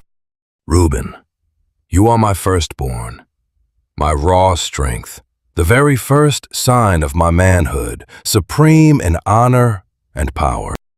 But you are as wild and unstable as raging water. You will not rule, for you defiled my marriage bed. You climbed onto my couch and ruined it. Simeon and Levi are brothers, their weapons forged in pure violence. My soul must never enter their secret council, nor join their assembly. In their blind rage they slaughtered men. They hamstrung innocent oxen just for sport. A curse on their fierce anger and their brutal, relentless fury. I will scatter them across the family of Jacob, dividing their inheritance throughout all Israel. Judah, your brothers will praise you. Your hand will grip the neck of your enemies, and your father's sons will bow. You are a lion's cub, my son. You rise from the prey, crouching to rest like a fierce lioness. Who would dare disturb him? The royal scepter will never depart from Judah, nor the ruler's staff from his feet, until the ultimate ruler arrives, the one whom all nations will eagerly obey. He ties his donkey to a lush vine, his colt to the choice branch, washing his robes in pure wine. His eyes will shine darker than wine, his teeth gleaming whiter than milk. Zebulun will settle by the seashore, a safe harbor for ships, his borders reaching toward Sidon. Issachar is a strong, rugged donkey, resting quietly between two heavy saddlebags. Seeing how beautiful the land is, he will willingly bow his shoulder to carry heavy burdens. He will submit himself to forced labor. Yet Dan will govern his people as one of Israel's own tribes. Dan will be a deadly snake by the road, a viper biting the horse's heels so its rider tumbles backward. I wait for your salvation, O Lord. Gad will be raided by a band of attackers, but he will strike back at their heels. Asher will feast on rich food, fit for a royal table. Naphtali is a wild doe set free, bearing beautiful fawns. Joseph is a highly fruitful bough. A fruitful bough beside a fresh spring, branches climbing over the wall. Bitter archers attacked him. They shot at him with fierce hostility, yet his bow stayed steady, his arms strong and limber. Guarded by the mighty one of Jacob, by the shepherd, the rock of Israel, and your father's God, the Almighty who showers you with blessings from heaven above and from the deep waters below, blessings of the breast and the womb. Your father's blessings surpass the ancient towering mountains and the rich bounty of the age-old hills. Let all these blessings rest upon the head of Joseph, upon the brow of the prince chosen from among his brothers. Benjamin is a ravenous wolf, devouring his prey in the morning. At night he divides the plunder. These are the 12 tribes of Israel, and this was their father's final blessing. He spoke to them, giving each son the exact blessing he needed. Then he gave them his final instructions. I am about to be gathered to my ancestors. Bury me with my fathers in the cave. the cave in the field of Ephron the Hittite, near Mamre in Canaan, which Abraham purchased. He bought it as a burial plot from Ephron the Hittite. There Abraham and Sarah were buried. There Isaac and his wife Rebekah were laid to rest. And there, in that dark soil, I buried my Leah. That field and the cave within it were bought from the Hittites. When Jacob finished speaking to his sons, he drew his feet up into the bed, yielding his body. He breathed his last, gathered to his ancestors. Joseph threw himself over his father, weeping bitterly and kissing him. Then he ordered his royal physicians to embalm his father. So the physicians embalmed Israel, taking 40 full days to complete the task. This was the required time. Egypt mourned him for 70 days, and when the weeping ended, Joseph spoke. He begged Pharaoh's court, saying, "If I have found favor, please speak to Pharaoh on my behalf. Tell him my father made me swear an oath, saying, 'I am dying. Bury me in the tomb I prepared in Canaan. Please let me go up and bury my father, then I will return.' Pharaoh replied, 'Go and fulfill your oath.' So Joseph went to bury his father. A massive convoy of Pharaoh's highest officials and court dignitaries accompanied him. All the nobility of Egypt went, along with Joseph's entire household, his brothers, and his father's family. Only the little ones and their flocks remained in Goshen. A great force of chariots and horsemen rode with them. It was an immense, staggering company. When they reached the threshing floor of Atad near the Jordan, they wailed. They wept loudly and bitterly. And there Joseph held a solemn 7-day mourning period for his father. The Canaanites watched from the threshing floor of Atad, completely stunned by the overwhelming wave of grief. "Look at how deeply these Egyptians mourn," they whispered, naming the ground Abel Mitzrayim to mark the sorrow. The brothers carried out their father's final command, bearing Jacob's body across the border into Canaan, heading for the ancient cave of Machpelah near Mamre, the sacred family plot Abraham bought from Ephron the Hittite. With Jacob laid to rest, the shadow of the future hung heavy as they began the long march back to Egypt. Without their father's protection, sheer panic gripped the brothers. "What if Joseph still hates us?" they whispered in terror. "What if he finally punishes us for our betrayal?" Driven by fear, they sent Joseph a desperately forged plea. Our father left a final command before he died. He said, "Please, Joseph, forgive your brother's terrible sins. Forgive the cruel things we did to you. Spare us, we beg, for we serve the God of your father." Hearing their desperate fear broke Joseph's heart, and he wept. The brothers threw themselves at his feet, trembling. "We are your slaves," they wept. "Do not fear," Joseph whispered, lifting them up. "Am I in God's place? You planned evil, but God turned it to good. He used it to save countless lives. Do not be afraid. I will provide for you and your little ones."